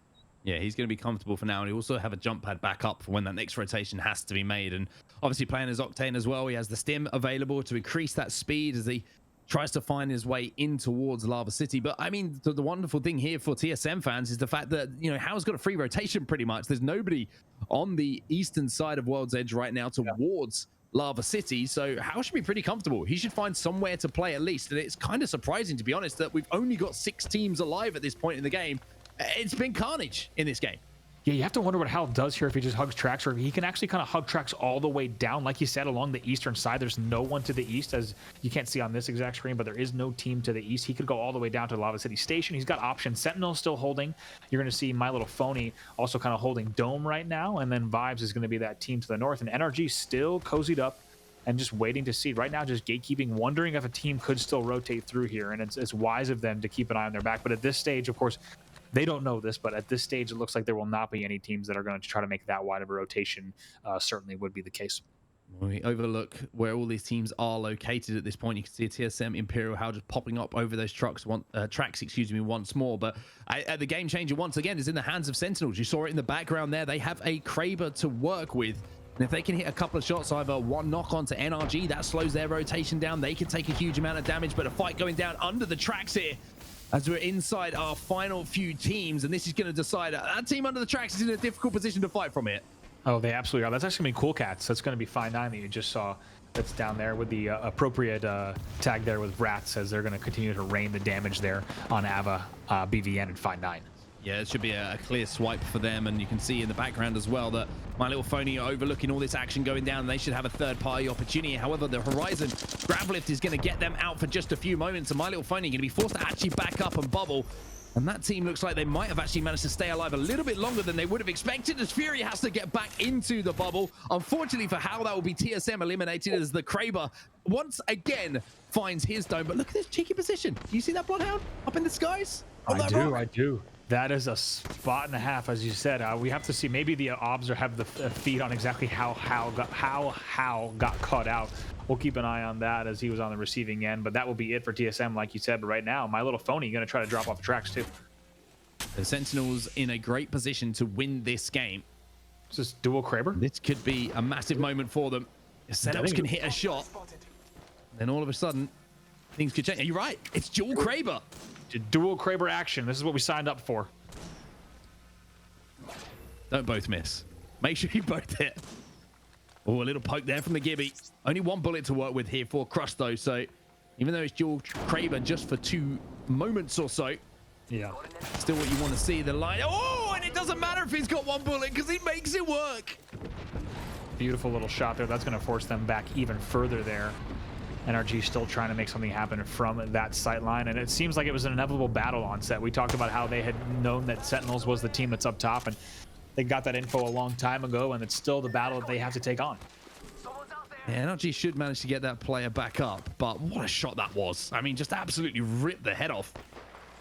The player trying to rotate and have a little peek, and that is enough warning to the rest of the lobby that you do not peek any of these Sentinels players when they got a Kraber in their hands.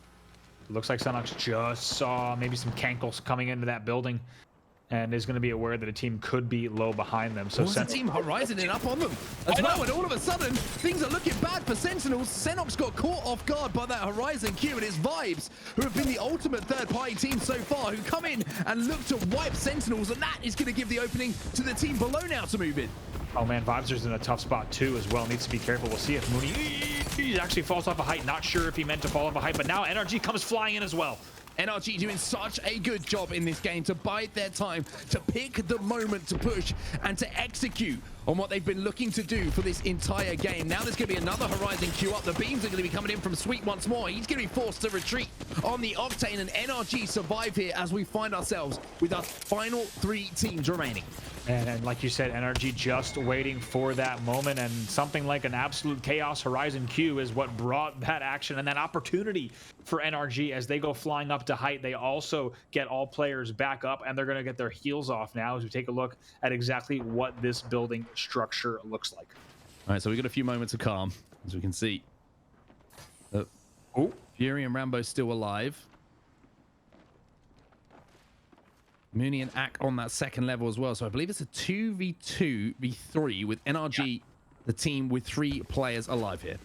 That's absolutely right. You got My Little Phony there, as you see, one of the teams of 2 just below. And like you said, we will have just a few seconds here where teams can reset just a bit.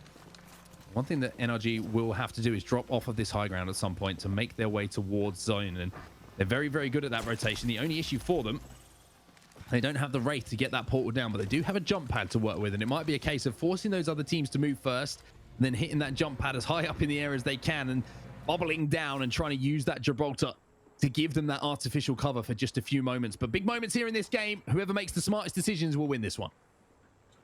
Yeah, we're going to see how this plays out right now. They're just going to bide their time. Like you said, My Little Phony there with that bottom level, and looks like they're going to start to poke just a bit, and we'll have to see who makes the first move here on set. It's going to be the Ring who's making the first move and forcing everyone else to move with them as well. My Little Phony look like they're kind of trapped in a bit of a position at the moment. One player out on that balcony, and I think Mooney might actually be trapped inside of the building. There comes the first jump pad. Sweet has that Kraber, remember, as well, so has the opportunity to hit a shot. Fury will be going down surely here as well, and here comes NRG taking to the heavens, and they have that dome down as well. They have the artificial cover as Rocket hits a nice shot there, the 145 with the Kraber to give them the opening. Oh my goodness, they completely abandoned their position, and you know that My Little Phony was not ready for that at all. I cannot wait to take a look at that in replay, the way that NRG played that. They get right off of height. Not only do they, like you said, they also get their bubble down right away. And actually, we saw Horizon Q there from My Little Phony as they try to ascend on that height. And instead, NRG wasn't even there anymore. I cannot wait to see that clip from either perspective, because really great play there from NRG. Even though it was a 3v2 in the end, they still played it textbook. They played it very calculated. Yeah, played that entire game. Calculated, I think, is the perfect word to use. It was all about the IGLing once again from Sweet. That decision making, recognizing which areas of the map were safe, recognizing where the biggest threat was, and then even though one of their players got Krabered inside of that tunnel by when they were holding that high ground, they were the team that ended up moving into that high ground that Sentinels were holding down for so long, finishing off the team that pushed Sentinels when the opening was there. Just perfect timing and execution once again from NRG, which has really become a feature of their play. Yeah, it really, really has. Man, things got nasty at Lava City North over here as teams were dropping down. We're also hearing from X, the observing team, that at one point, take a look at the shot here, beautiful 319 there, hearing from the observers that there was actually 3 Krabers in play for Sentinels at one point, which is not something you see all the time. But this Vibes push, did it ever open the door for NRG on the rooftop?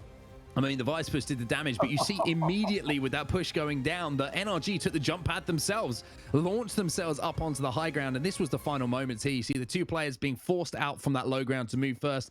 Then you had NRG take to the skies, but it was that initial damage on the player up in the air from the Kraber from one of the NRG players that did the damage that gave them the opening to make that look a lot more comfortable than it could have been. But NRG's decision-making, Andy, just sublime in that game. It really was. And we also got to talk about, I don't think we've highlighted it enough, just the fact that you do have Sweet on the Octane. And that play is not happening without Sweet on Octane. And of course, keep in mind at the Winter Circuit playoffs that he's running Wraith. And then the fact that he's now switched over to Octane for these games, it has made quite a big difference. And you're not going to see, it's a very different rotation with Wraith out of the caves. It certainly is, and they did it absolutely brilliantly as well. The wonderful thing about Octane as well with the jump pad is you have different ways to rotate. With the portal, you kind of have an A and B, right? You have an entry point and an exit point, and people can see where you're rotating. They can focus in on those rotations on those portal ends, where with Octane you can change direction mid-air. You can really mix things up, and you can see how difficult it is to deal with a team who is flying through the air, especially when they are the third party and you're already involved in a fight. And a perfectly timed push. I mean, that observer cam we had was perfect, just to show NRG. I mean, their feet hit the roof at the exact same time, and they're able to just come in and absolutely wipe out. And I love the way that they slow played that. They knew that Sentinels mid-game had that roof. We talked about maybe NRG was going to do a southern rotation because they had a lot of options. They could have certainly gotten to Lava City other ways, but instead they played confident. They played their game. They knew that they were eventually going to get a rooftop opportunity, and as soon as it presented itself right there, they flew right up.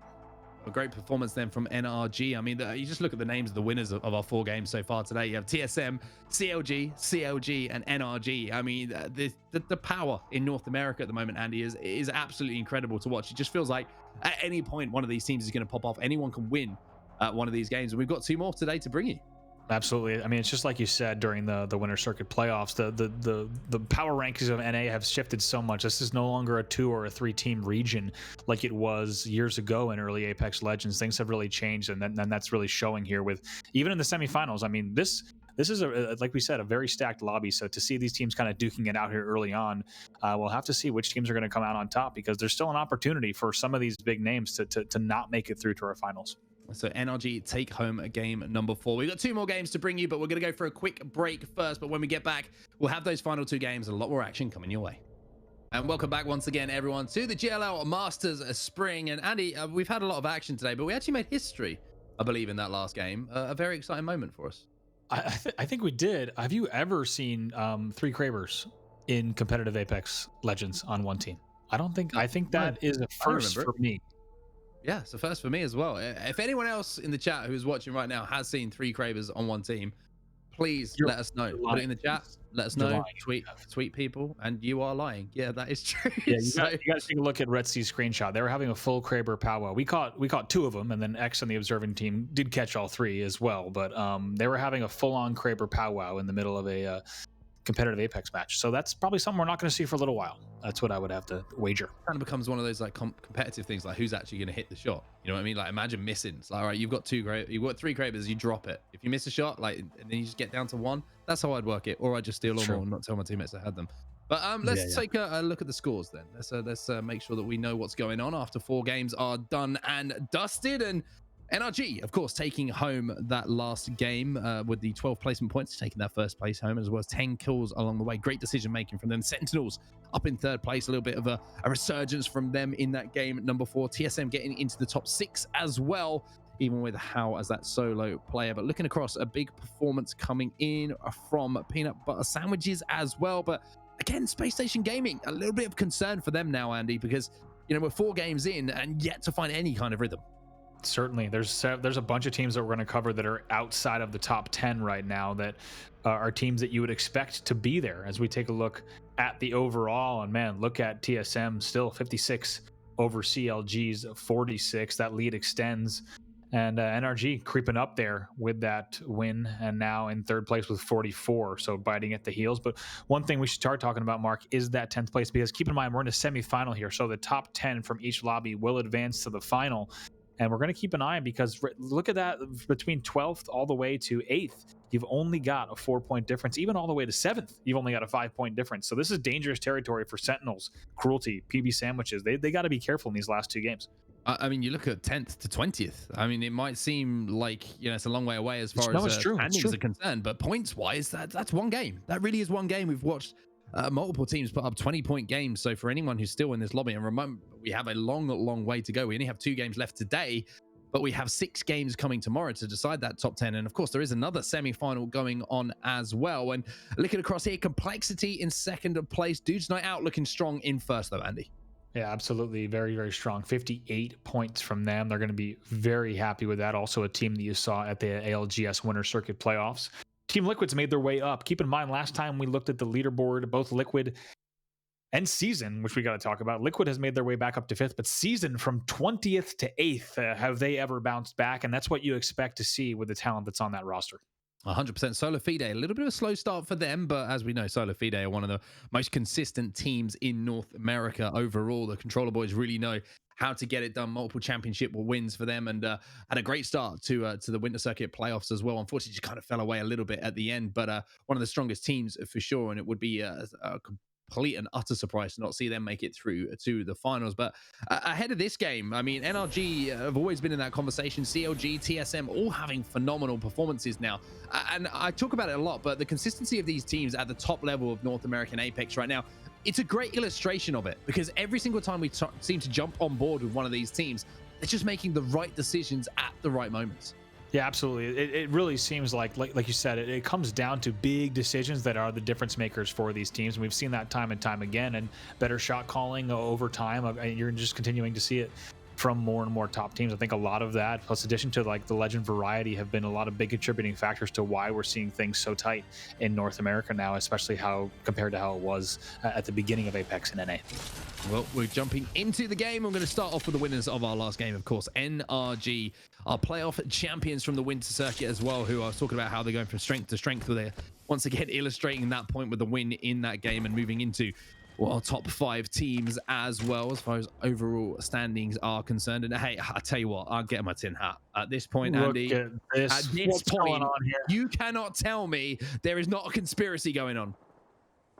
I gotta say, 7 games in a row to the West at the Winter Circuit playoffs. Now 5 games in a row to the East. Our observer team thought about saying something in game chat. they thought better to make sure that they maintain their jobs. But we have another Eastern Bowl here, and it's pretty darn similar. We're talking about Refinery South, Overlook West, a little bit of Frag East, and of course Epicenter, all still included in that beacon. But we are headed to the east again. So at the beginning of the show onset, we jokingly said we'd love to see some of the eastern side of World's Edge in this tournament today, and we have gotten all of that and more. Yeah, we really have. I mean, it's lucky we've got 12 games. I mean, after 12 games are done, I think we get a sample size, right? That's a comparable sample size. We'll let it rest for now. We'll let it rest for now. Yeah, we'll see what tomorrow holds. But so far, we are 5 for 5. Let's take a look. Any interesting drops here? Observers are pointing out, of course, a little bit of potential battles here in Geyser. Yeah, Geyser fight already going down, and once again, it's where we had a fight last time, and it seems like every single time we jump on board and we jump into the map, one team is not comfortable, and this time it's Smooth Bananas who are not having a comfortable drop here, as Marty is trying to line up some shots here with the charge rifle. Has 3 times to work with as well, so we'll be able to do some damage. It looks like they're looking to get aggressive as well, immediately bobbling across the opening that is presented to them, but looks like they can't find the players inside, so it looks like they might be backing up. They might be trying to just pick up a few armors, but whatever it is, use that bubble. And now they're just going to slow things down a little bit. But when you contest it on drop, it's so frustrating, right? Because it slows down your rotation so much, as we see the team now trying to make their move in. And it really can scupper your entire game, not just the early moments. Yeah, it is buff Pathfinder. Once again, we talked about it, the team with no home who is dropping and contesting here. And in terms of armor, they're looking much stronger. And they're going to continue to poke this advantage, especially when they start to see white armors and the damage. Yeah, they're trying to burst in now. And you can see bubble fighting going down. And it looks like they're having the things start to go their way a little bit. Unfortunately for Smooth Bananas, they will be on the receiving end of the team wipe. But speaking of wipes, I've just seen in the kill feed as well, the Imperial Howl has been eliminated by defeated. So it looks like TSM are in a little bit of trouble early on here. Snipe down and Reps having to desperately try and get away here.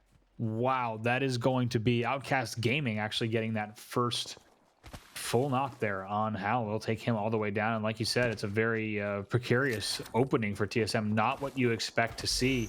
They're going to get ahead and grab that and look to get the respawn beacon going. But yeah, pretty interesting start for TSM.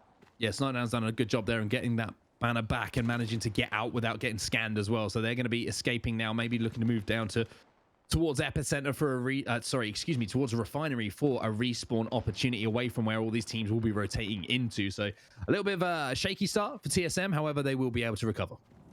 Absolutely. Now, as we take a look at teams that are already here on height around Overlook and now back into Geyser area, it's going to be HRN, who is the last team in there, trying to make sure that the area is completely cleared out, and actually going to find a team right at the edge there on the side of that vault exit. Yeah, he'll just ADS in here with the alternator, seeing if he can get an angle and get a little bit of damage down. He will get a fair amount of damage down, around 50 onto multiple players, as the Arc Star will go in as well, which is going to give them the opening and the space that they need to move up now onto this team. And now you're going to see the caustic traps going down, making sure that there's going to be the opportunity for them to back up if they do take that damage and get those heals off. But it looks like they're going to try and get aggressive here. And I love this from Arcane and Urice and Hill, just really trying to put the pain onto this team and saying that, hey, we're not scared of you. We're coming for you. Absolutely. They're going to fly through. They're actually going to find a team in here at first, actually, I believe, that's all the way in the back of the tunnel. And we'll have to see how this plays out, as they're going to have to fly across. You could tell based on the distance markers that you already have a team that's already kind of pushed all the way out of that vault tunnel. So they're going to keep flying through, and we'll have to see if they meet each other in No Name.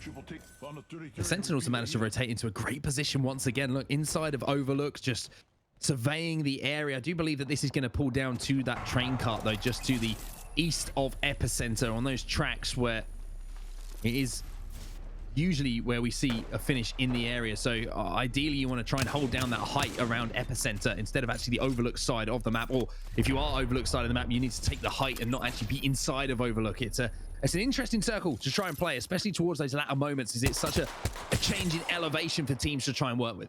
It certainly is, and there will be a lot of cozy spots early on, and things will shift very quickly as certain parts of real estate, especially around Epicenter as well as No Name, as those get excluded. You're going to see a lot of teams drop very, very quickly as we take a look at Peanut Butter Sandwiches. They're going to go ahead and make their way north all the way up to Frag East through that lava choke But we also saw a few teams that were trying to make their way still from pretty far out, so we'll keep an eye on them as well as we take a look at CLG. Yeah, CLG doing a great job, not only to win this fight, as you've seen Lou managed to get the finish onto G7 Dank, but look where they are. Hey, right inside of the train car, right inside of where they believe that this circle could be ending. So CLG, once again, their knowledge of zones and rotational ability is absolutely superb. They did land, you know, on the northern side of the map here, and it was on the eastern side of Skyhook, but that balloon gives them such great rotational advantage, I feel, a lot of the time to get across the map a lot quicker than a lot of other teams can. Absolutely. They got here quick, like you said. I mean, you even had a bunch of other teams that were also on the double. Sentinels, for example, with that sorting drop, they got all the way over to that corner of Overlook very fast as well, but they have gotten Hal back in with TSM, so now they're a squad of 3, but Hal on white, so they're going to be a little bit more cautious than normal. Hal will not be able to play as aggressive as he would like to, of course, as he normally will. He'll still, of course, be able to scout a bit, but not be able to break. But look at that damage coming in. Great work here from the TSM squad.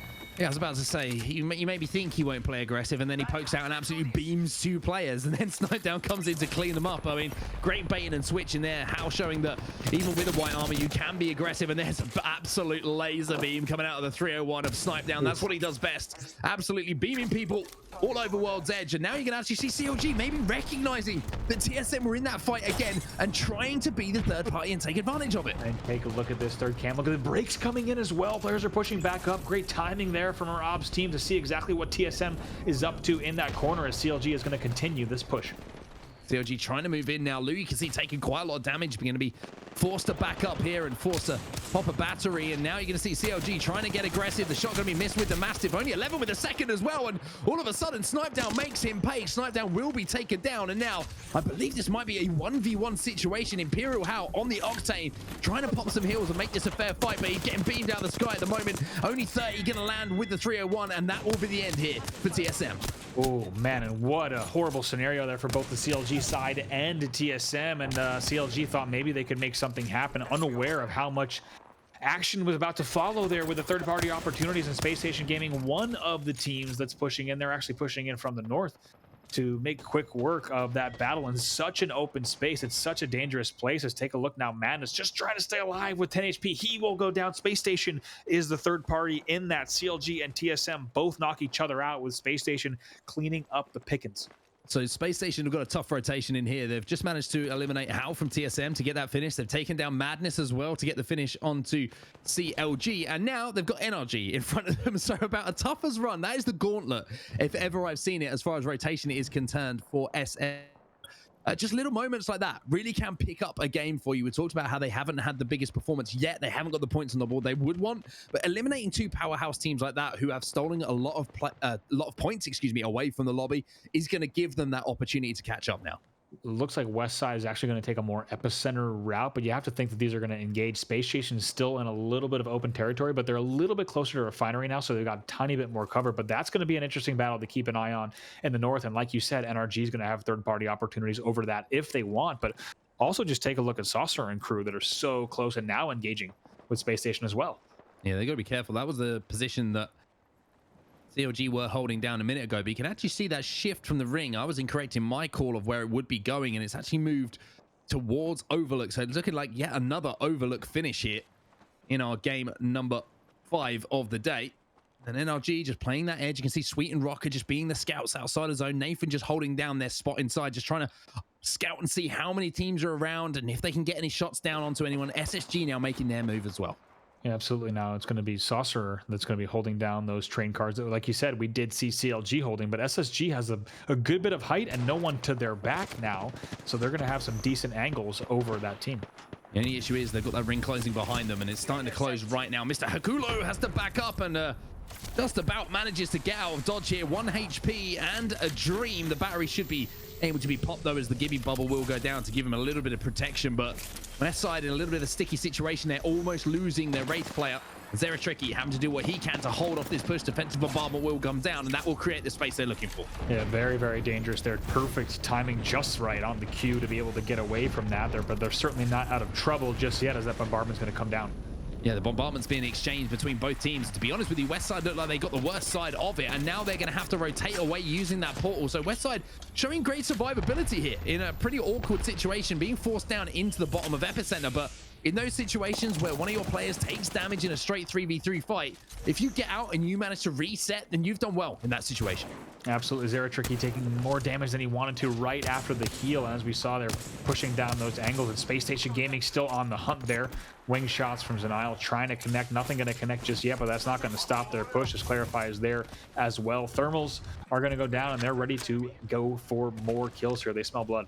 Yeah, real opportunity there for Space Station Gaming to third party that fight. Didn't really get the shots landing that they would have wanted to, and now they're going to have to rethink their next position on the map where they want to move to. As you can see, the zone is actually going to be closing, and they are going to be well within it. So Mr. Hakulo once again having to jump into the void. As you can see, Westside now making their rotation through the zone as well, and three teams at the moment just kind of hovering in and around the zone and in a little bit of a precarious position, trying to push their way up to the height here of Epicenter. But when you're pushing from low to high, especially with, I believe there's a team on the top of the Epicenter structure, excuse me, no, they're working their way through zone, it makes it even more difficult. That Gibby bubble going to be vital.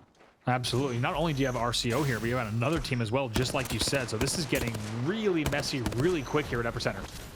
Westside trying to do what they can, but they look like they're stuck between a rock and a hard place at the moment. The knockdown shield is going to do enough just to block those initial grenades coming in, but unfortunately for Muffins, that will be the end. Mr. Hakulo, again, somehow, he should be Mr. Magician at this point, and with the amount of times that he's managed to get away from situations that he should have maybe fallen from. As Buff Pathfinder now come in, they finally won their first fight on drop, Andy, and all of a sudden, they're looking confident in their 3v3s. Yeah, Mr. Hakulo will finally die to the ring, as you see there, but like you said, they're actually getting some nice picks here on the Space Station squad.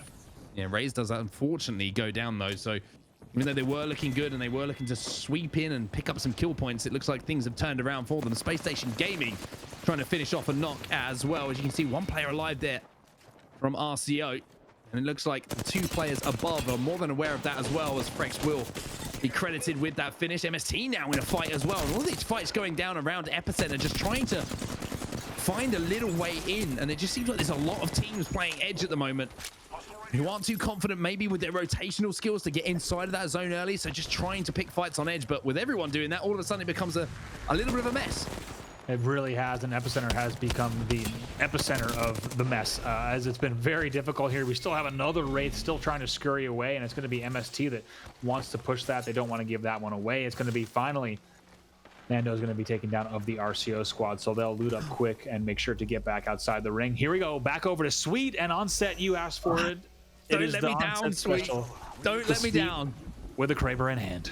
This is what I wanted to see. Sweet, in my opinion, has the best Kraber in the game. I was about to back down then. I was about to say one of the best. I'm standing by my earlier comments. I think he's got the best Kraber in the game, and if he hits some shots here, then I'm right. And if he doesn't, then he's trolling because he heard what I said. It's as simple as that, really.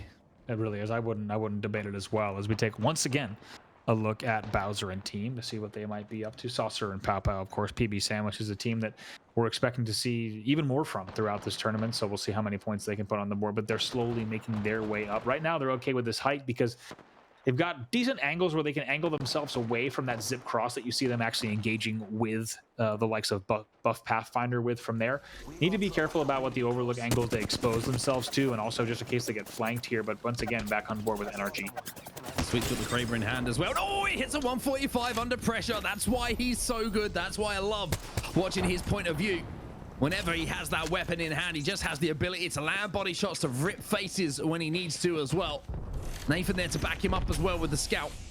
He's going to push that team back who are below them. But look at the rotation now that NRG have to make. Only 12 squads remaining, so 8 teams have been eliminated. But they're going to have to get their skates on soon. Even though they're looking for KP on edge of zone here, you can see those teams who are inside of the zone at the moment, putting them under tremendous amount of pressure. Absolutely. NRG was about to make that push, but a little bit of damage came from the overlook side, so instead they're going to fast rotate. They're not going to stick around for that battle, and wisely so. Look at them. They're able to actually get that cart and just slow things down just a bit. Could have been a pretty messy situation, but instead they selectively angle themselves away.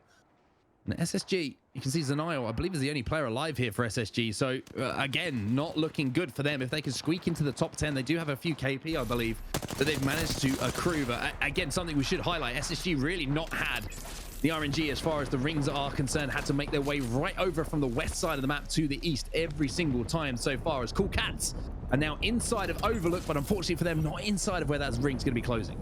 Yeah, absolutely. They're going to need to get ready for another move as well. For right now, they're going to be okay, but that will soon change. And like we said, NRG happy to avoid that skirmish that could have developed. Instead, they're going to just move a little bit further east, stay on that northern side, and get ready for this next battle, as here we are, our top 10 squads in game number 5. You can see the teams that have been eliminated on the team tracker as well. Peanut Butter Sandwich is out, Counter Logic Gaming, TSM out, and that opens up the lobby for all of the teams you see involved still. The likes of Sentinel, Space Station Gaming, who are still alive, but down to just that one player. So we could see some big shifts in the leaderboard here as we, of course, have a little bit of rat cam to bring you. Solo race. Would not be a GLL Masters without a little bit of rat cam. But here now, NRG actually, as you'd expect from them, able to get a little bit of height. Look at this, Sweet just flying right up, gets a lay of the land. He's actually going to only take pretty limited damage there, only have to pop a battery, and able to go right back into the action. So they fly in right away, and now Sentinels is also going to see the likes of Lonely Fans popping into the back of Overlook as well. Yeah, that was a great rotation for them as well. And Sentinels, I believe, have lost a player too. You can see Senox and Retzi, last two alive, as MST now try and move in as well. At 22 after the 2-11s, and a break of the shields is going to allow 6 to move in. And I believe this might be the last player alive on Space Station. It's actually not. It's going to be Mooney who's taken down. So now down to our last 10 squads, and they're going to be forced up this tunnel. This is a difficult rotation for them to make. Metro going to be coming under all sorts of fire. He's got the ringer that he's back as well, as we jump up with Cool Cats as well, who are trying to fight their way into zone. Yeah, Cool Cats have been holding on pretty well here, but now as you take a look at exactly where they are in terms of armor, this is a very tough spot. Is going to just try to hang on as long as they can. And Rocker taken down from NRG. That isn't all of NRG eliminated. You can see Sweet in the feed as well, takes down Zenial, so that gives them the extra placement point as well, as one rat takes out another. But bottom 20 now, overlooking all of the carnage that's going in with this late rotation from the western side of World's Edge. Now they've got a team below them as well. That's just a duo, so this might be free KP. You can see Scurry is getting straight in there, and all of a sudden, the sun shines bright in the eyes, and bottom 20 just about managed to win that fight. Oh boy, yeah, maybe a little bit too close for comfort there. Onmu's going to be very happy to get everyone back up and back in the action there. But they drop on that 3v2, and they play the numbers game, just like you said, On said. Bottom 20, a team, keep in mind, this team was in second place after 2 games, still a force. A team that we're expecting to see get into the finals pretty comfortably. But with CLG and TSM out of this game, you got to think, On said, for the likes of Sentinels and NRG, this game kind of provided a really big opportunity in match number 5. 100%. They've got a real buffer as far as points is concerned, with some of them not being taken away from the lobby. But we're going to see a little bit of quiet now, as I'm pretty sure that Sweet did get eliminated. I'll have to double check that one when we get the opportunity to do so, as we see a rotation coming into the side of the building that is being held down by My Little Pony at the moment. And they're going to be right in the line of sight of that team that is moving in just to the right, that you can see here. Onmu and Scurry making their way in. And it is confirmed. Yes, NRG have been eliminated. So Sweet, who was playing as that solo player, now out of the game. Yeah, absolutely. And that was bottom 20 right there that was making their move. Now they've made their move to bottom silos here at Overlook, and they've done it quickly. Keep in mind, Yuri still with that height and angle, holding that down for HRM. But bottom 20 still making a move. Like you said, playing edge, and right now they're on double red and gold. So they're going to be able to move in pretty soon here. Yeah, big shots coming in from Rambo here with the Havoc as well. Not a weapon that you see too much as far as players choosing it as their weapon of choice, so to speak. But Phonyhead now trying to pop a syringe to stay alive for as long as he can. Fury is alive as well. The question is, can they get Rambo back up, or will Retzi and Senox try and finish off these 2 kills? They will manage to do so. So Sentinel's picking up some KP, even though it's not at the hands of Retzi. It's going to be Senox who gets the finish, and Sentinel's done a great job as a duo here to stay alive for this long and get into the top 4. They really have, and keep in mind, they're right around the top 5 right now overall, so they have climbed their way back. They had a slower start that we talked about, but now looking even stronger and doing whatever they can to put as many points as they can on the board here in match number 5. So a bit of calm. All things start to kick off once again. HRN, up on that high ground on top of the silos. Great position to be in. And that beam is going to be coming in from the Spitfire. That's 130 plus coming in from Senox, forcing that player to retreat.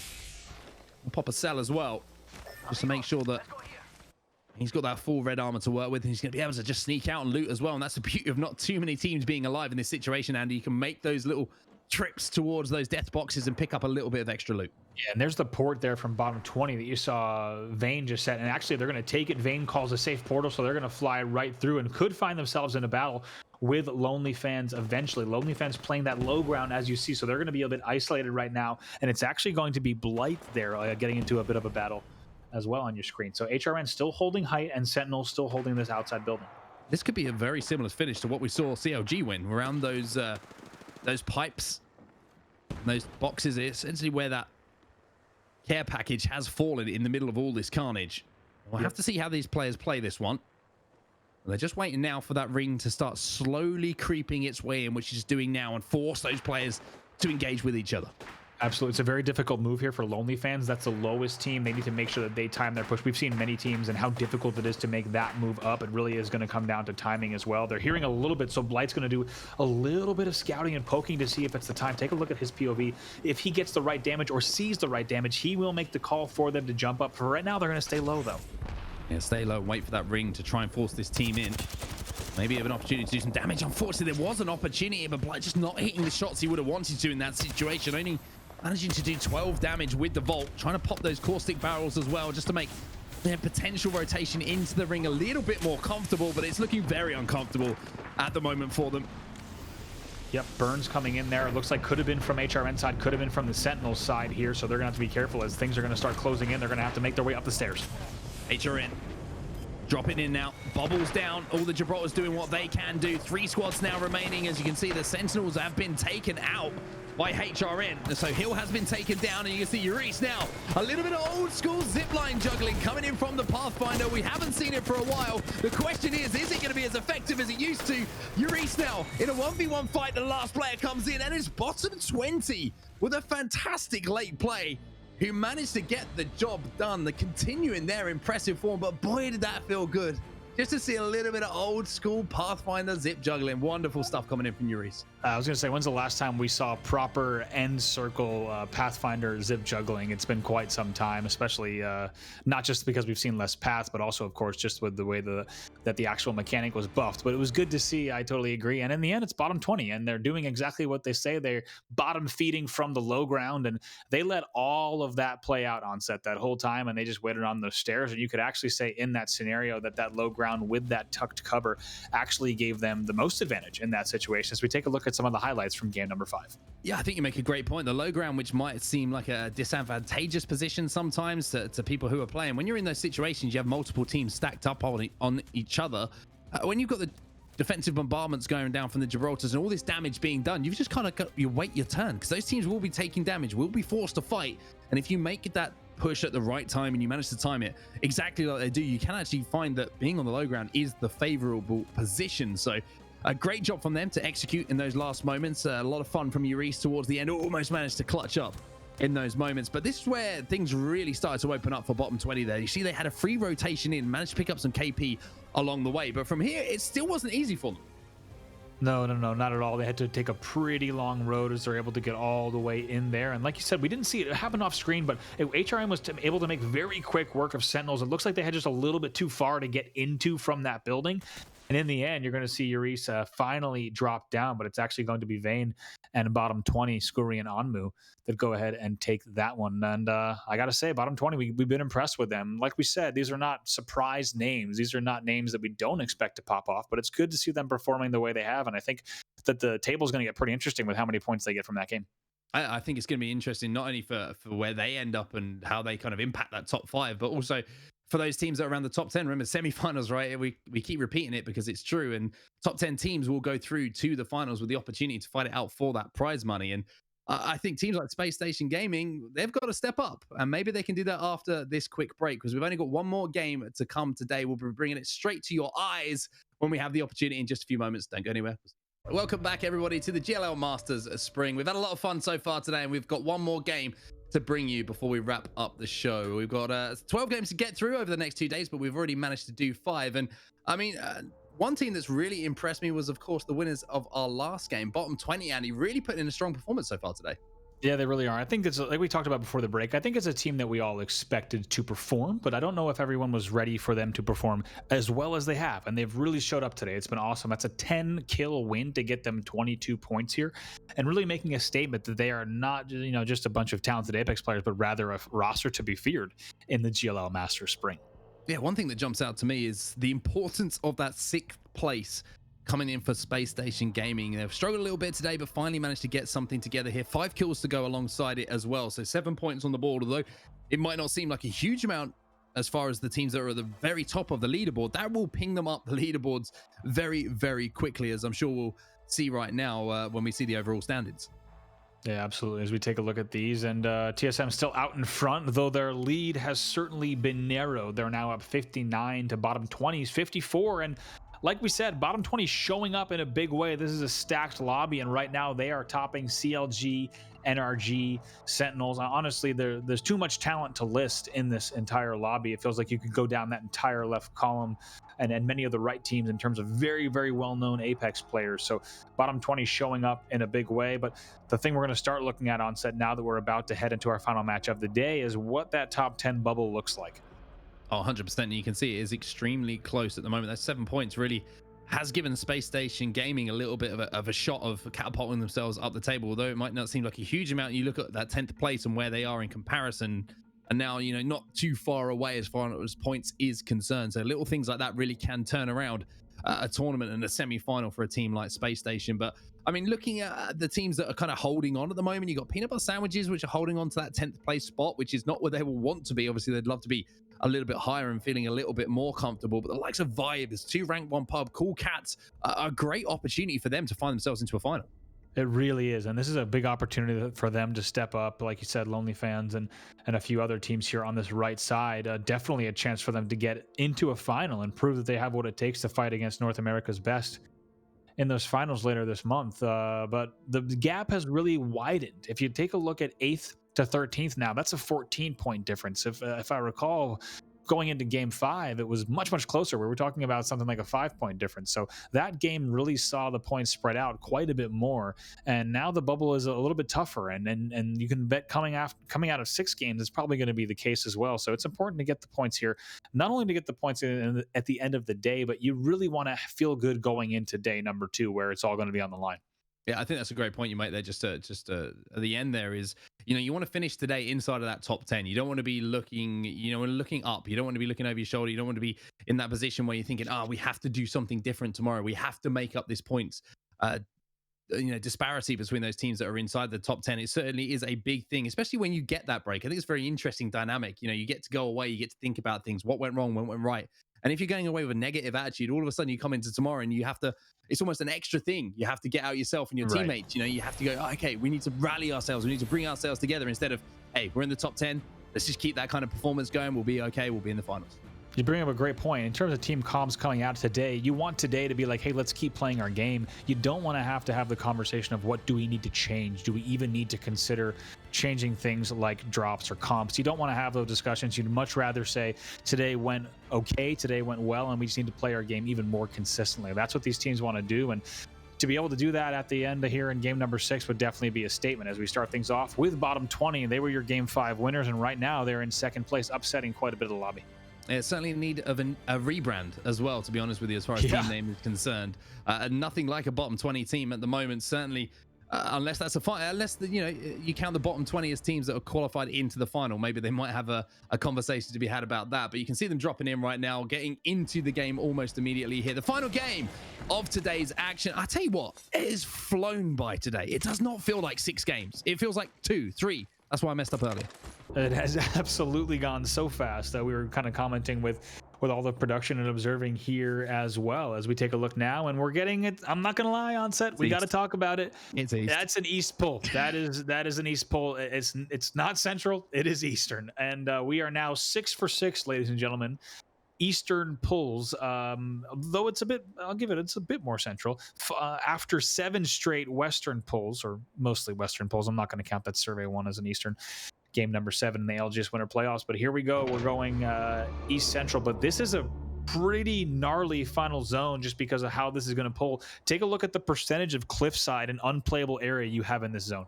Yeah, it's a very interesting point you make. You know, there's those 3, 4 buildings essentially that people are going to be desperate to try and get hold of. You can see the likes of Sentinels already, you know, trying to loot desperately, trying to make their rotation. TSM already on the move to try and get hold of one of those buildings. And I think that shows how vital it is to get hold of at least one of those pieces of real estate early on if you want to have a successful game here. So TSM going to try and maybe get hold of that cafe area, maybe get hold of one of those double leveled buildings just so they can hold that down and kind of work from there. But I think that immediate rotation for TSM just is a great indication of how important that is.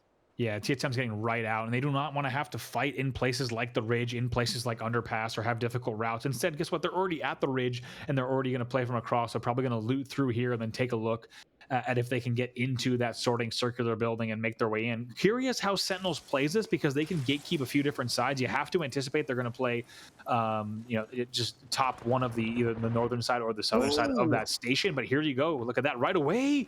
Somehow Crust gets caught out. Crust already scouting and looting here in this circular building, and certainly not expecting a TSM rotation from that far out. Yeah, I mean, Crust just got caught off guard. I don't think he was expecting anyone to rotate that quickly, let alone TSM getting from Frag East to sorting as quickly as they have. So the worst possible start here for Sentinels, and unfortunately for TSM, it wasn't actually them who got the kill in the end. It was a long-range shot coming in from a triple take that just managed to finish off Crust here. But look at TSM, the aggression that's coming in from them. They know that Sentinels are down to only 2 players, and they want those KP on the board. They absolutely do. A little bit of bait and switch here. Hal's going to go back and pop those cells, and now going to pop up. Take a look at that kill feed. Yes, indeed, Senox and Retzi do fall as well. That's Sentinels who drop sorting, eliminated right away from TSM, flying right in. Hal wasted no time. They got on that zip from this sorting circular building. Excuse me, not this building, but the building that looks just like it here over at sorting.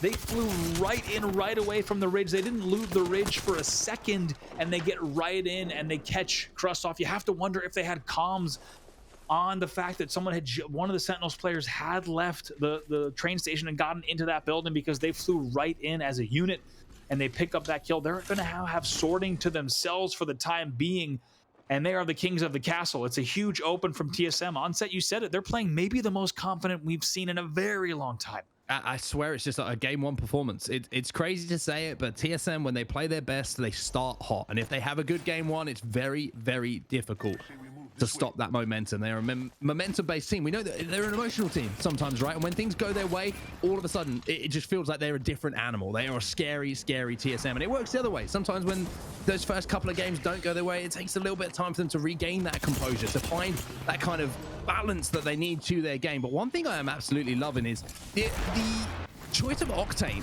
for Hal gives him the opportunity to be so aggressive, to push onto any advantage that they find. And speaking of which, he's doing it again. Hal moving in, absolutely beams 1, beams 2, and there's his teammate. That is the cleanest wipe from TSM. They are dominating this lobby right now. I mean, they made it look like a pub push. That was an absurd play. Those are the plays that you expect Hal and team to make. Just perfect damage there. Blow off the doors, arcs go in, fly right in, don't even drop a player, barely even have to heal up after that. They're just going to loot up. RCO has a vantage point on that, but they're going to need to be careful, because TSM is not afraid of anything at the moment. Like you said, Hal playing even more confident than we've seen. Yeah, he really is just, it just seems like a different animal. Maybe it's because Snipedown brought him a gift back from Hawaii. You never know. Maybe that made Hal happy. Maybe that just annoyed him. Do you know what I mean? It's one of those interesting things. Could have been some of those nice Hawaiian chocolates, that everyone expects when you get back. Yeah, so those are nice. Exactly. Hey, that's what I'd enjoy, that kind of thing. You off to Hawaii soon? You gonna bring me something back? No? All right. I'll bring you something back. Thank you, man. Let's take a look at that circle again and see where the teams are. NRG made a good rotation in here. You can see they're just playing on the ramp underneath, or leading up to Sorting Factory, I should say, whereas Peanut Butter Sandwiches, who do need a solid performance here, they're taking that dome building that we saw Crust fall to early from that push from TSM. So a lot of teams making a quicker rotation here in this game number 6 than we've seen previously. Take a look at where you could just make out the name. Take a look at where Cruelty and CLGR. Look at the Ridge. Look at the choke there. Look at the lava choke. This is the reason that TSM flew through. They wanted to skip all of this. They wanted no part of that 4-team party at the Ridge. 5 teams now, if you count that North sorting building. And this is why they got through so fast. And in doing so, they timed it perfectly on that Sentinels push as well. They avoided all of this mid-game stuff, and they played faster than really any other team in the lobby. It'll be interesting to see how they play the rest of this game as well. If it does pull back that way, then they will have the ability to use the the low ground and the cover that the cliff face does offer them. But Space Station Gaming now making their way through Harvester, and you can see they might actually be involved in a little bit of the scuffle that could go down, not only in this choke and this passageway towards Sorting Factory, but that team that is approaching from the north side of World's Edge as well, trying to push their way through Harvester as well. Certainly Space Station is going to want to avoid anything like that at Harvester at this stage. They've got enough to worry about in terms of getting into more center zone, and do not want to have to waste their time with these battles. We'll see exactly how they play this one out. Would not be surprised to see them try to just move and take a safer route. Yep, they're out of there as quickly as possible. You called it perfectly. Space Station Gaming deciding that they wanted to move. Well, unfortunately for them, I'm not sure if they're aware that there is actually a team inside of the Snake building here. I don't know if that team is kind of a little bit AFK, just trying to bait a team in to walk through one of those doors. But it seems like SSG at least maybe recognize the situation here and deciding not to push onto it. And that is it's very, very important for them to get that information. Yeah, it's cool cats down there trying to be real cool and still and not moving inside of this building, just trying to maybe gatekeep that choke up into sorting. We saw in the earlier matches how difficult that can be when you have to take the uphill route up into sorting, especially if someone's gatekeeping that. So they're just hoping that they might be able to, especially with their armor situation, just gatekeep here just a bit and catch a team off guard. You see a couple of teams rotating through that choke that we saw. CLG, TSM all make their way through, and we're going to see that ring pull. Wow, that's interesting to me. You see the dome building is going to be inside where CLG currently are, but this could be ending either side of the choke at the moment that we see right in the middle of that zone. A very interesting zone, and one that I haven't seen for quite some time. Yeah, and we talk about the amount of playable space, that there's even less in this next pull in terms of percentage of cliffside versus actual playable area. So this is, like you said, going to continue to be interesting here as we jump on board with MST and the Snake. MST forcing the bubble and managing to get a few shots down here. You can see Reps is taking out Holiday in the feed as well. So TSM just continuing to slaughter the lobby in this final game of the day. MST not being able to get the damage they would have wanted in this fight to get aggressive and try and push off the back of it, but we'll be able to destroy that Horizon. Oh, and there is an absolute beam coming in from Metro. That's going to force that player back, and all of a sudden those players are cowering in a corner, and it's not going to be too long for them to survive in this game, unfortunately. And that will be them eliminated. That will be it. That's going to be RCO that goes down also in the feed as we take a look at that, but that's going to be what we just saw, Mayhem from the side of Smooth Bananas going down, but now checking back on board with Space Station. Yeah, Space Station doing a good job here. Frex is getting the pick onto 6 as well and managing to hold off the push that was going to be coming in from around the Harvester area that they find themselves in right now. The Snake building just outside of it. This is where you're going to see teams, I think, kind of second guessing where that zone is going to be pulling, which means that no one's really confident at the moment about where they want to try and hold down, which is where you're going to see a lot of peeking, a lot of prodding, and teams trying to see where each other are on the map to see who's trying to make decisions, who might have the zone knowledge, and who might have the next beacon as well to know where that zone is going to be pulling. I mean, a beacon hit at this point would be absolutely massive for any team if they could get that next information. But for NRG, they're continuing their merry little way, and it's going to be Reps from TSM who is eliminated, this time at the hands of Nathan. Yeah, let's go ahead and see what NRG's been up to. We jump on board with them. Like you said, that's an interesting entry into the kill feed, as NRG's going to have a little bit of time just to loot up and heal. And Reps getting caught out as you take a look. So far, only 4 teams eliminated. Unlucky for Sentinels there off of that break. But now taking a look at the route that NRG has to take along this low ground, it's not an easy route up, and they are just going to jump pad out. Yeah, just looking at the team tracker as well. Sentinels down, first eliminated. They were inside the top 10, and they might fall outside of that top 10 if things don't go their way in this game. We talked about how easy an evening and a night's sleep it might be for any of these teams who are outside the top 10. Sentinels might be having some serious discussions tonight about what's going to happen tomorrow, because again, just inconsistent once more today. Yep, Nathan just exchanging some cover fire there as they will heal up once again, and it's a pretty good real estate here as we talk about their exact positioning in terms of being at southern sorting, and we'll have to be ready for teams to generally pop up. But right now it looks like they are completely safe to the back, so they can keep all eyes ahead on sorting. And Hal, take a look at him solo right now back in Harvester.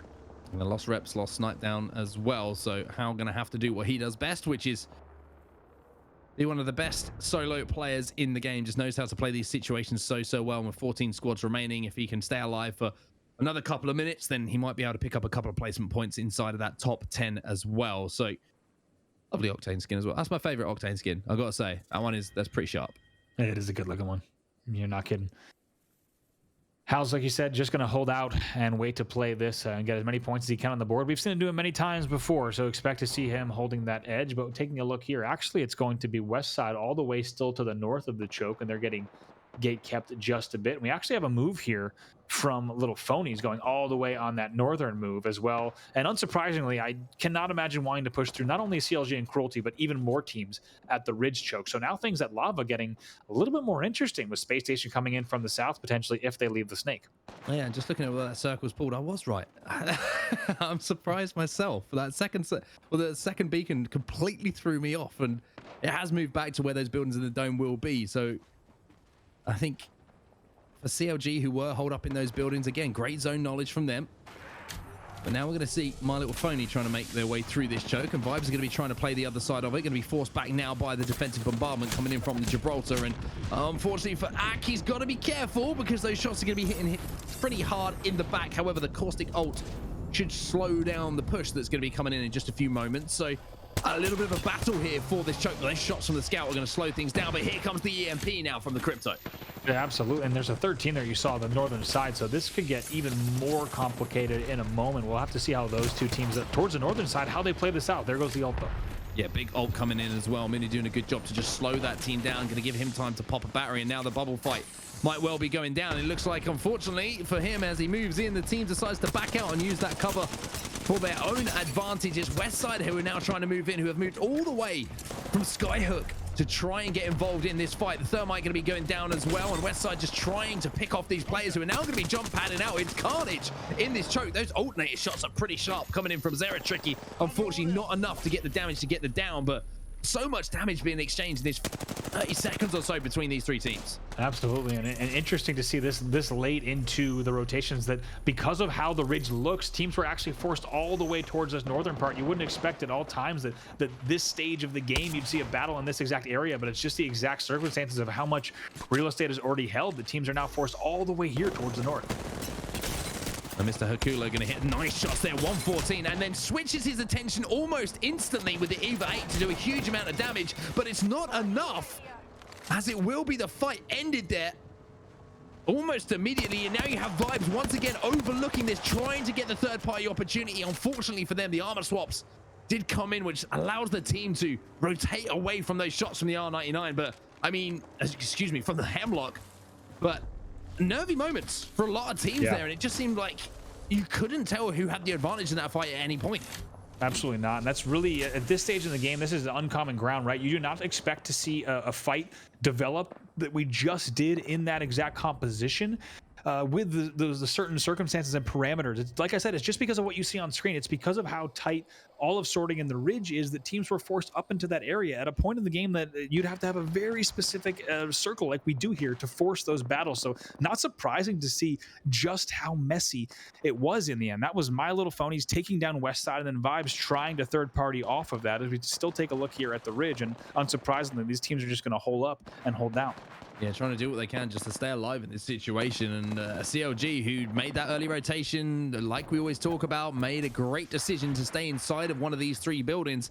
Now we're in prime position as NRG now working their way from edge of zone, trying to get towards that dome building, which is kind of what they would love to call headquarters at this point. But so many different angles being held down by different teams. We have 11 squads still remaining, but 11 squads with 9 eliminated from the lobby. Even though there's going to be teams holding angles, there's not going to be as many teams as maybe they would be used to. So they should be able to somehow find their way in. Those shots from Nathan are going to back that team up, but he's going to be forced to use a battery now and burn through some more of that inventory.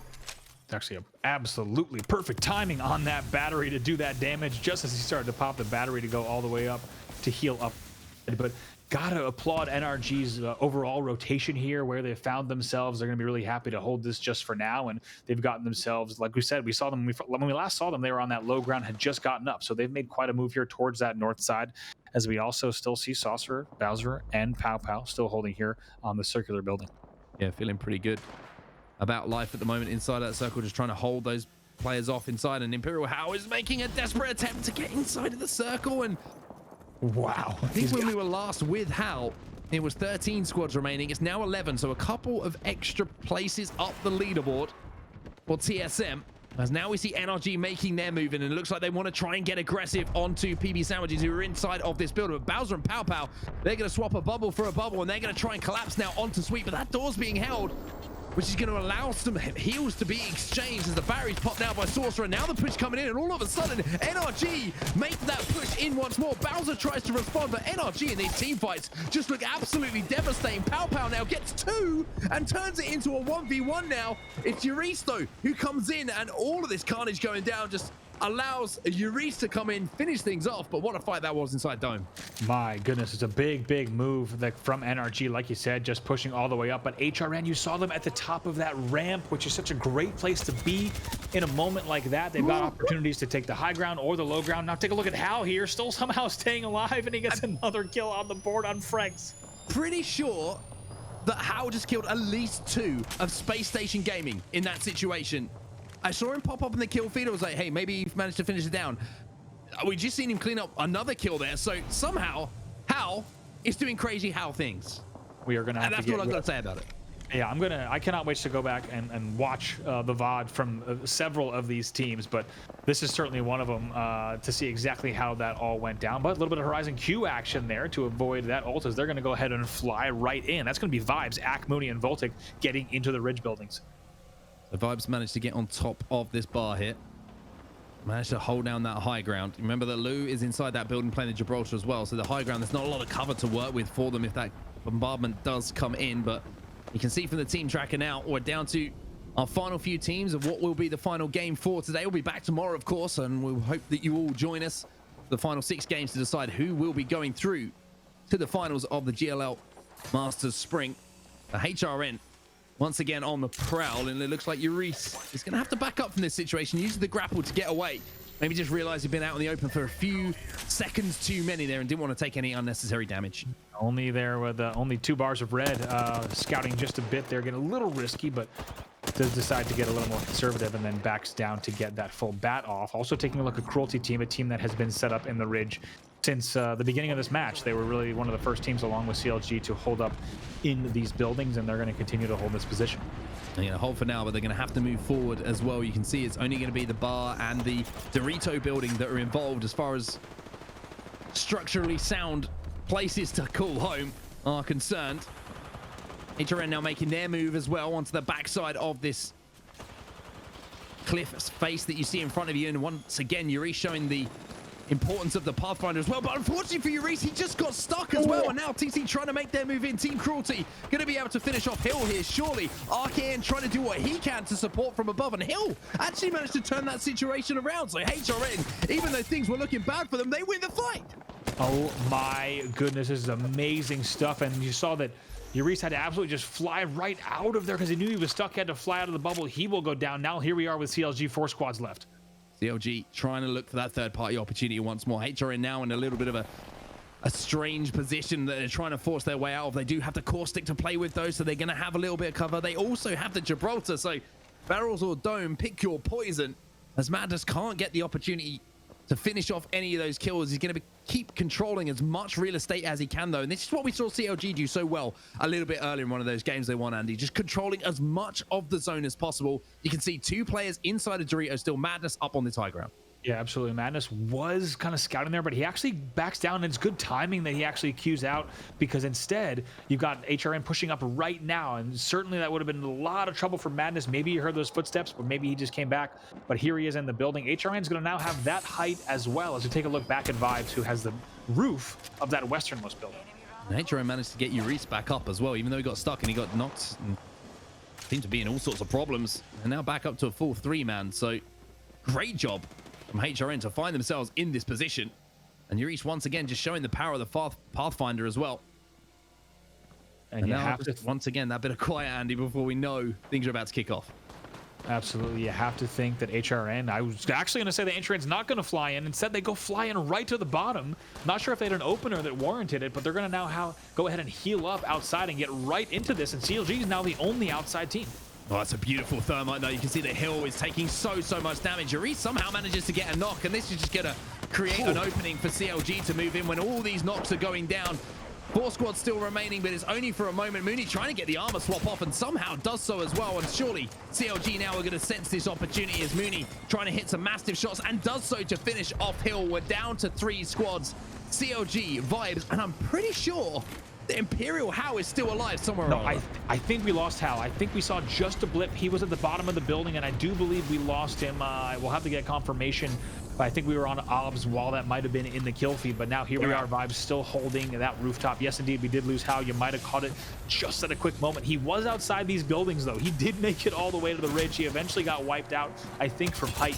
But in the end, CLG holds their building. They don't push that advantage earlier, but here they are now on the aggressive. Yeah, look at this aggro coming in from CLG as well. They want to try and get as much damage as possible. They want to see if they can finish off this game right here, right now. Madness and Vaxxon, the last 2 alive, as there are 2 other squads remaining. Only 11 when the Mastiff isn't going to get it done, but he jumps into the void here, Madness, which might get him top 2. It has got him top 2, and now Madness jumps back in, but it will be Vibes who take home your game number 6 and the final game of the day. But once again, I think the story, to be honest with you, is more about CLG once again showing their dominance to the lobby. That's their 3rd top 2 position in today's games. I mean, incredibly consistent from them. It really is, and they played it once again so patient. And it feels like the teams that we're talking about after each game are the teams that did play each game much more patient, and that's what we're seeing with you know, Apex Legends here in North America. It really has been a game that has come back around. It's less about just trying to fly in and get KP, and it's become, you know, still all about that positioning here, and that's what we just saw from them as we take a look at our highlights from that 6th game. But how early did we see CLG holding up in their buildings? And they stayed there until the very last moment of the match. They were very comfortable. They knew that that position was exactly where they wanted to be. They avoided all of the chaos. In fact, by holding the ridge so well, they caused all the chaos at the north of that central lava choke.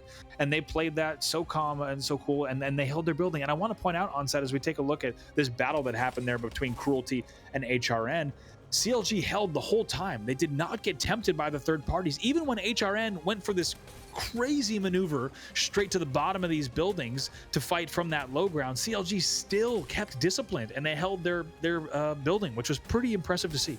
Yeah, they're so disciplined, but also so aware of the map situation. I think that's one thing that really stands out for me. Madness jumping into the void there, managing to get into 2nd place when things were looking like it might be a 3rd place finish for CLG. But even, you know, towards the end of that game as well, where we saw, you know, Madness using his ability as a Wraith to get out and hold down as much room, as much area, I should say, as possible on the team that was below. HRN had just finished that fight. He immediately moved across to try and get some extra KP on the board. He's such a good player when it comes to recognizing what is safe and what isn't, and what he can, how far he can extend as Wraith, and how far he has to, you know, think about when he has to come back as well. He's very, very good at recognizing the limitations that he has on the legend that he played so well. Yeah, that example that you had where he was just peeking over to see what HRN was up to, and he was kind of just gatekeeping a little bit of that height. The fact that he was able to queue back right away, it just felt like you said, a 6th sense as a Wraith to know exactly when to time that was so perfect. But CLG looking so strong. Can't wait to see what they do tomorrow. But also want to give credit, of course, to Vibes there. A little bit of a dark horse team in this semifinal, able to take that 6th game. That's going to be a nice momentum boost for them as well. Yeah, 6th game, that's going to be 12 points for first, but also they had some KP to go alongside it. And we know how tight the lobby is. So that's going to potentially give them a very nice night's sleep in comparison to where they might have been a few moments ago. So a great performance in that final game, certainly going to give them something to reflect on tonight. But speaking of things to reflect on, I mean, we talked about how this lobby is stacked, right? We've got some of the biggest teams in North America and worldwide, Apex Legends in here. Who has impressed you today? We've talked about CLG a little bit, but let's talk about some of the other teams that stood out for you. Sure, yeah, it's got to be bottom 20. I think the way that they showed up today to be 2nd place coming into game number 6 is a huge statement across those first 5 games. Definitely the team that comes to mind in the beginning. Like I said, Vayne, Scurry, Onmu, not players that we're unfamiliar with, but as a unit, they seem to really be performing. I would also say the fact that the TSM, NRG, and CLG are playing to the level that they're playing, I think we are expecting big things out of all of them. But like you said earlier, Onset, the level of play that we're seeing from them and the shot calling and the decision making seems to really be on point at different moments for these teams. And when they're firing on all cylinders.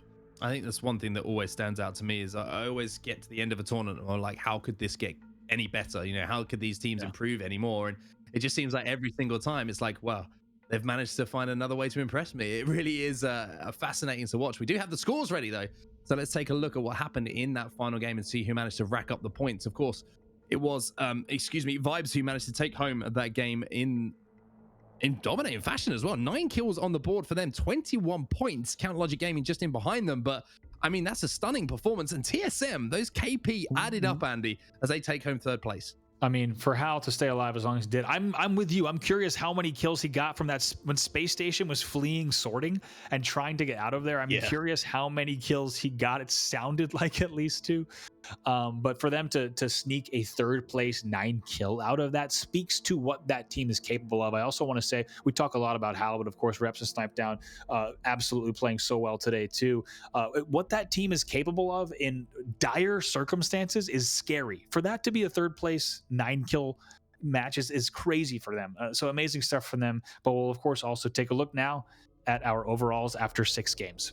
Well, TSM, you've been talking about them, and that's quite right that you have been as well. As you can see, top of the leaderboard, top of the kills, top of the pile after 6 games are done. But they've got to come back and do it tomorrow. Of course, it is 12 games this quarterfinal. We're only halfway through. CLG incredibly consistent today as well. The difference has been those kills though, as they are just in behind on 68 points. HRN, big day from them as well. 58 points, and bottom 20, the team that you were talking about, 54.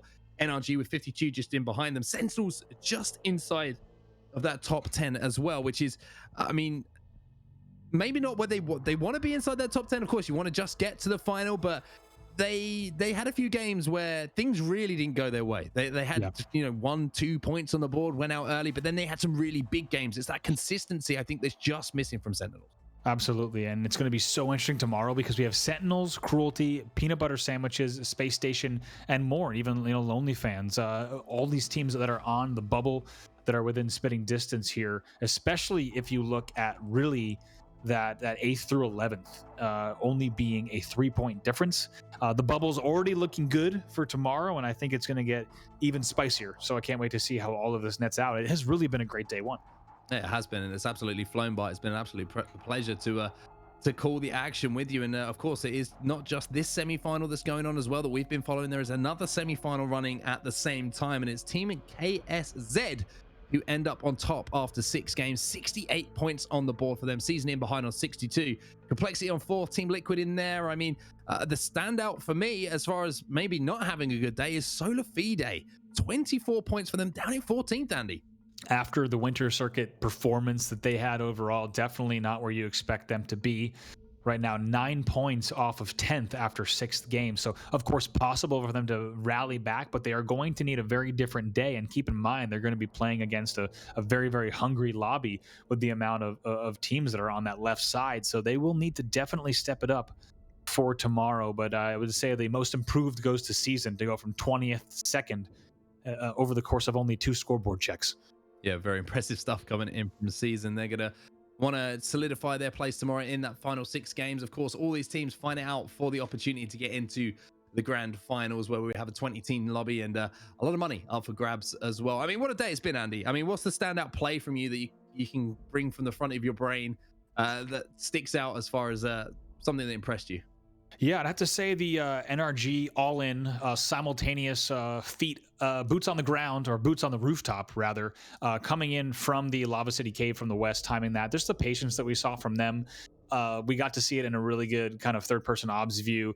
They truly hit that jump pad all together, just ready to mop up that carnage on the rooftop, and they made it look easy. And I think it's plays like that from teams, the amount of variety that we're now seeing with a little bit more legend variety means that teams that are all on the same page. You talked about it a lot during the winter circuit playoffs, but teams that are on the same page. And I don't just mean strategically, and I don't even mean just on the same shot call. I mean teams that are on the same page, just looking at each other and being in lockstep with each other. It's moments like that where they're not even allowing opportunities to get third party there because they're so efficient and clean in their wipe that they don't even really have to reset. And it's plays like that really stick out for me. I agree with you. I think that was an incredible play. Mine would have to be one team having 3 Kravers in their hands. I don't care if the shots weren't hit. It doesn't matter to me. The fact that one team had 3 Kravers, that's all that is really important to me. But I mean, for tomorrow, I think there's a couple of teams who need to step up. What team do you think needs to be that one team who really has a market improvement for day one? Let's see. I think it's Space Station, and I say that not only due to their performance today. I think there's a lot of teams on that bubble, peanut butter sandwiches, etc. But I think it's Space Station because I think they're the team that has the highest amount of skill that did not hit their potential today. I think, coming off of their performance 10th place at the Winter Circuit playoffs, they're looking for even better than that. But if you look at the 3 names on that squad, these are players that are capable of really great stuff, and the reason I say that they're the team to watch is because I think they actually have the highest skill ceiling relative to how they played today. I think we can see some big stuff from them if they really turn it on. Well, it's been an absolute pleasure to bring you the first 6 games of the semifinals for North America today. We'll be back tomorrow as well to bring you the second 6 games and wrap up what will be a semifinal process. We'll know who our 20 teams are who'll be moving through to the final. Andy, absolute pleasure as always to cast alongside you. For everyone who's been watching tonight, thank you all for joining us. We'll see you tomorrow for more Apex Legends.